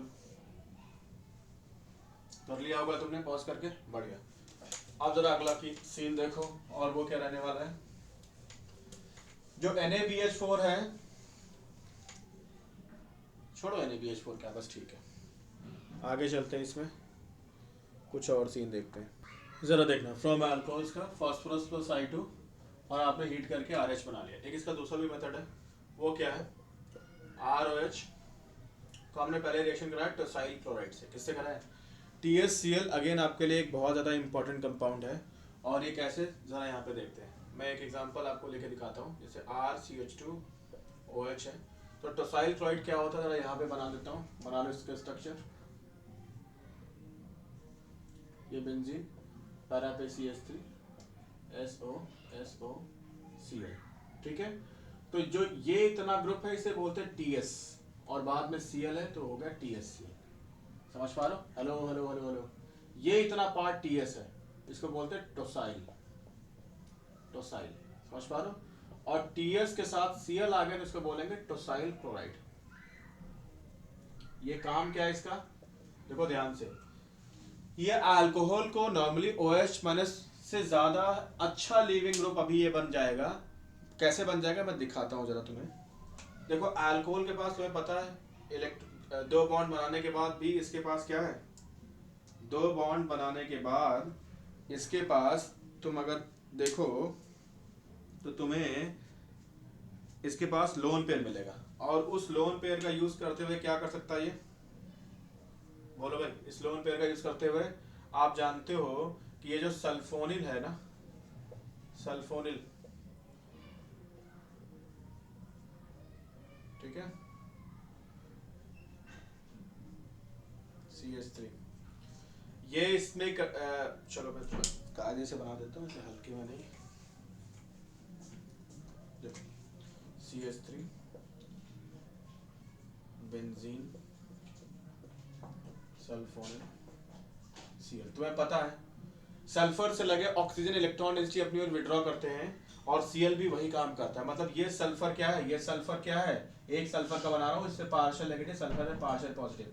सल्फर यहाँ पे दुखी सल्फर है, तो दुखी सल्फर इलेक्ट्रॉन डेफिशिएंट है, ऑक्सीजन इलेक्ट्रॉन रिच है, इसने अपने इलेक्ट्रॉन रिचनेस का यूज करते हुए इस पे कर दिया अटैक। जैसे अटैक करेगा सल्फर पे, बॉन्डिंग के दोनों इलेक्ट्रॉन इधर घूम जाएंगे। क्या बनेगा जरा देखना, RCH2O, तीसरा बॉन्ड बना है पॉजिटिव, सल्फर O पे नेगेटिव, ये डबल बॉन्ड, और फिर ये Cl, और ये बेंजीन, ये बेंजीन पे CH3, ठीक है ना। अब क्या होगा जरा ध्यान से देखना, क्या होगा, ये बॉन्डिंग के दोनों इलेक्ट्रॉन वापस घूमेंगे, ये इधर घूम जाएंगे। ये ठीक उसी तरीके से है जैसे कोई तुम्हें बार बार तंग कर रहा हो, तुमने दूसरा ऑप्शन ढूंढ लिया, दूसरे ने अटैक कर दिया, इस पे O पे नेगेटिव पहुंच गया, वो फिर से आपसे रिक्वेस्ट करने लगा, अब आगे से वो गलती नहीं करेगा, अब आगे से वो गलती नहीं करेगा। तो तुमने क्या किया, फिर से उसे फिर से अपने पास बुला लिया, उसकी जगह पे दूसरे को बाहर भगा दिया, Cl को भगाया। Cl को क्यों बाहर भगाया? क्योंकि Cl बेटर लिविंग ग्रुप है, Cl का निकलना यहाँ पे ज्यादा आसान है, इसलिए Cl के पास आपने बॉन्डिंग के जब ये एक इधर दोनों इलेक्ट्रॉन लेके आएगा ना, तो फिर Cl को दोनों इलेक्ट्रॉन देके Cl- के फॉर्म में बाहर निकाल देगा। तो फाइनली फिर क्या, और यहाँ पे तुम्हें पता ही है कि O से लगा H हमेशा कुर्बानी के लिए तैयार होता है, तो बॉन्डिंग के दोनों इलेक्ट्रॉन छोड़ के H+ के फॉर्म में गायब। तो ये क्या बन जाएगा, नया सीन क्या बनेगा, जरा देखो यहाँ पे। बाकी इसके बारे में बात करेंगे कार्बोनिल्स में, लेकिन अभी के लिए इतना ही सही रहेगा, थोड़ा तेज चलेंगे। डबल बॉन्ड, ध्यान दो, ये इतना पार्ट क्या है, टोसाइल है कि नहीं है? ये इतना पार्ट टोसाइल है कि नहीं है ना? तो अब जरा ध्यान दो, ये एक बहुत अच्छा, हेलो, ये एक बहुत अच्छा, कहाँ बनाऊं मैं, ये पूरा पोर्शन बना लो, रब करने जा रहा हूं, ठीक है, जरा समझो। मैं कह रहा हूं ये जो ये CH3 SO O पे माइनस, ये बहुत ही बेटर लिविंग ग्रुप है, बहुत ही जबरदस्त लिविंग ग्रुप है, बहुत ही आसानी से निकल सकता है। लिविंग ग्रुप्स के बारे में बता चुका हूं पहले, एसिडिक और बेसिक क्वेश्चन जाके देखो। क्यों? क्योंकि ये इधर रेजोनेंस कर सकता है, इधर इसके साथ भी रेजोनेंस कर सकता है। तो ये एनायन क्या है, रेजोनेंस स्टेबलाइज्ड है, तो निकलने के बाद रेजोनेंस स्टेबलाइज हो सकता है, रेजोनेंस स्टेबलाइज्ड, इसीलिए एनायन क्या स्टेबल है, और इसीलिए इसका H+ के फॉर्म में निकलना क्या है, आसान है। तो तुमने क्या किया, हेलो, जो अल्कोहल का OH- निकलता, अब अल्कोहल से OTS निकलेगा। क्या निकलेगा अल्कोहल से, जरा देखना। फाइनली अब यहाँ पे मैं इसको पूरा समराइज कर रहा हूँ, नोट कर रहा हूँ, सब नोट कर लो, जो नोट करना है कर लिया होगा पॉज करके। अब मैं समराइज कर रहा हूँ, जरा ध्यान से देखो। मैं तुमसे ये कह रहा हूँ कि जब RCH2OH का TS टोसाइल क्लोराइड से रिएक्शन कराओगे तो फाइनली अल्कोहल का O से लगा H गायब होगा, और साथ में टोसाइल का Cl गायब होगा, और ये बन जाएगा। तो जब इस पे कोई न्यूक्लियोफाइल्स क्या करेंगे, अटैक करेंगे ना, तो ये बहुत ही बेटर लिविंग ग्रुप है, जिसकी वजह से इसका निकलना क्या हो जाएगा, बहुत ही आसान। जैसे मान लो LiLH4 ले आओ, तो LiLH4 H- देगा, ये बहुत ही पुअर लिविंग ग्रुप है, बहुत ही पुअर लिविंग ग्रुप है, मतलब ये फ्री फॉर्म में नहीं रह सकता, मतलब इसको क्या चाहिए, बंदिश। ये क्या है, वीक, मतलब सॉरी स्ट्रॉन्ग बेस है। एसिडिक बेसिक क्रिस्टल का जबरदस्त यहाँ पे यूज हो रहा है, जाके पढ़ लो जिनको दिक्कत आ रही हो, ठीक है ना, बहुत कायदे से बताया वहां पे। तो ये क्या करेगा, ध्यान दो, ये अटैक करेगा, जो फ्री फॉर्म में नहीं रह सकता वो अटैक करेगा, जाके बॉन्ड बनाएगा, और जो फ्री फॉर्म में रिलेटिवली आसानी से रह सकता है उसकी तरफ बॉन्डिंग के दोनों इलेक्ट्रॉन घूमेंगे और वो बाहर हो जाएगा। तो फाइनली क्या बन जाएगा, RCH2H यानी कि RCH3 यानी कि एल्केन। क्या बन गया, R तो जानते हैं यार, एल्काइल चेन होती है। तो आपने अल्कोहल को एक बेटर लिविंग ग्रुप बनाया टोसाइल क्लोराइड से रिएक्शन करके, ताकि उस पे अटैक आसानी से हो सके, ताकि OH को आसानी से सब्स्टिट्यूट दूसरे ग्रुप से किया जा सके। तो टोसाइल क्या कर रहा है, एक तरीके से अल्कोहल को कुछ रिएक्शंस के लिए ज्यादा रिएक्टिव बनाने का काम कर रहा है। अल्कोहल के OH को OTS बना रहा है ताकि बेटर लिविंग ग्रुप बन जाए, ताकि अटैकिंग ग्रुप्स का अटैक करना आसान हो जाए, ताकि इसका निकलना भी OTS का आसान हो जाए। नोट कर लो। आगे चलते हैं इससे, अब बात करते हैं फ्रॉम कार्बोनिल कंपाउंड्स। ये क्या रहने वाली है, जरा समझना। कार्बोनिल से हमारे पास अच्छा, कार्बोनिल जब मैं बोलता हूं तो इसका मतलब एल्डिहाइड कीटोन दोनों है, aldehyde ketone from carbonyl compounds, ठीक है। क्या होगा यहाँ पे, हम यूज करेंगे 3 रिएक्शंस का। कौन सा, हम यूज कर सकते हैं रेड फॉस्फोरस HI, हम यूज कर सकते हैं NH2 KOH हीट, समझ पा रहे हो, इथाइलिन ग्लाइकॉल भी यूज करते हैं, बात करेंगे उस पर आगे चल के। और हम यूज कर सकते हैं एमलगेटेड जिंक HCl, समझ पा रहे हो, ये भी यूज कर सकते हैं। ये सब रिएक्शंस आगे पढ़ोगे, इसको बोलते हैं क्लेवेंशन रिएक्शन, क्लेवेंशंस रिएक्शन। इसको बोलते हैं उल्फ किश्नर। इसको क्या बोलते हैं? Wolff Kishner. इसकी और भी लिमिटेशन और भी पॉजिटिव नेगेटिव है, बात करेंगे आगे चल के कार्बोनिल्स में। उल्फ किश्नर रिएक्शन, और ये तो रेड फास्फोरस एचआई है ही।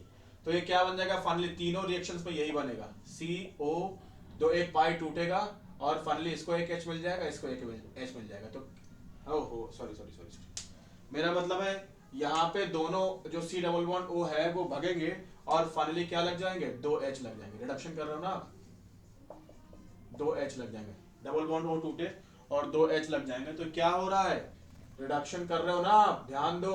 आपने हैलो एल्केन का रिडक्शन किया क्योंकि आप हाइड्रोजन जोड़ रहे हो ना, आपने अल्कोहल का किया क्योंकि हाइड्रोजन जोड़ रहे हो। यहाँ भी आपने हाइड्रोजन जोड़ा, तो सब जगह क्या चल रहा है? रिडक्शन ही चल रहा है। एल्कीन का भी रिडक्शन ही किया आपने, समझ पा रहे हो? कर लो जल्दी से, आगे चलते हैं, कुछ और ही बातें करते हैं। हटा रहे इसको।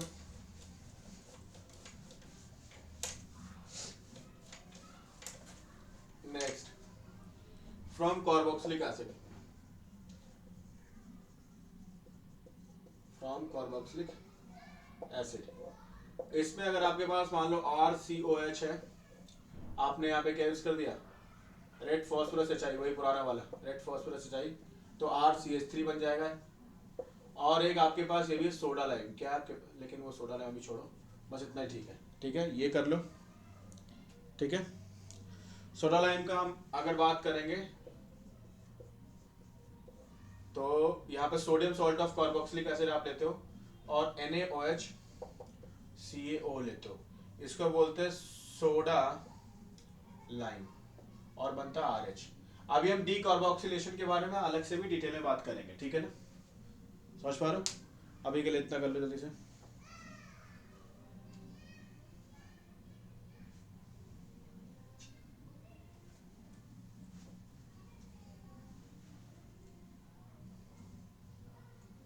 बढ़िया, अब अगला सीन जरा देखो। एक और रिएक्शन, वो क्या है? अगर आपके पास ग्रिग्नार्ड रिएजेंट हो RMgX, इसको अगर इसके कांटेक्ट में वाटर ला दोगे ना, तुरंत ये Mg पे पार्शियल पॉजिटिव होता है, R पे पार्शियल नेगेटिव, बहुत रिएक्टिव होता है, तुरंत एसिडिक H को विड्रॉ कर लेगा, RH बन जाएगा। अगर तुम्हारे पास ये आप अलग है, कार्बोक्सिलिक एसिड से अलग है, समझ पा रहे हो?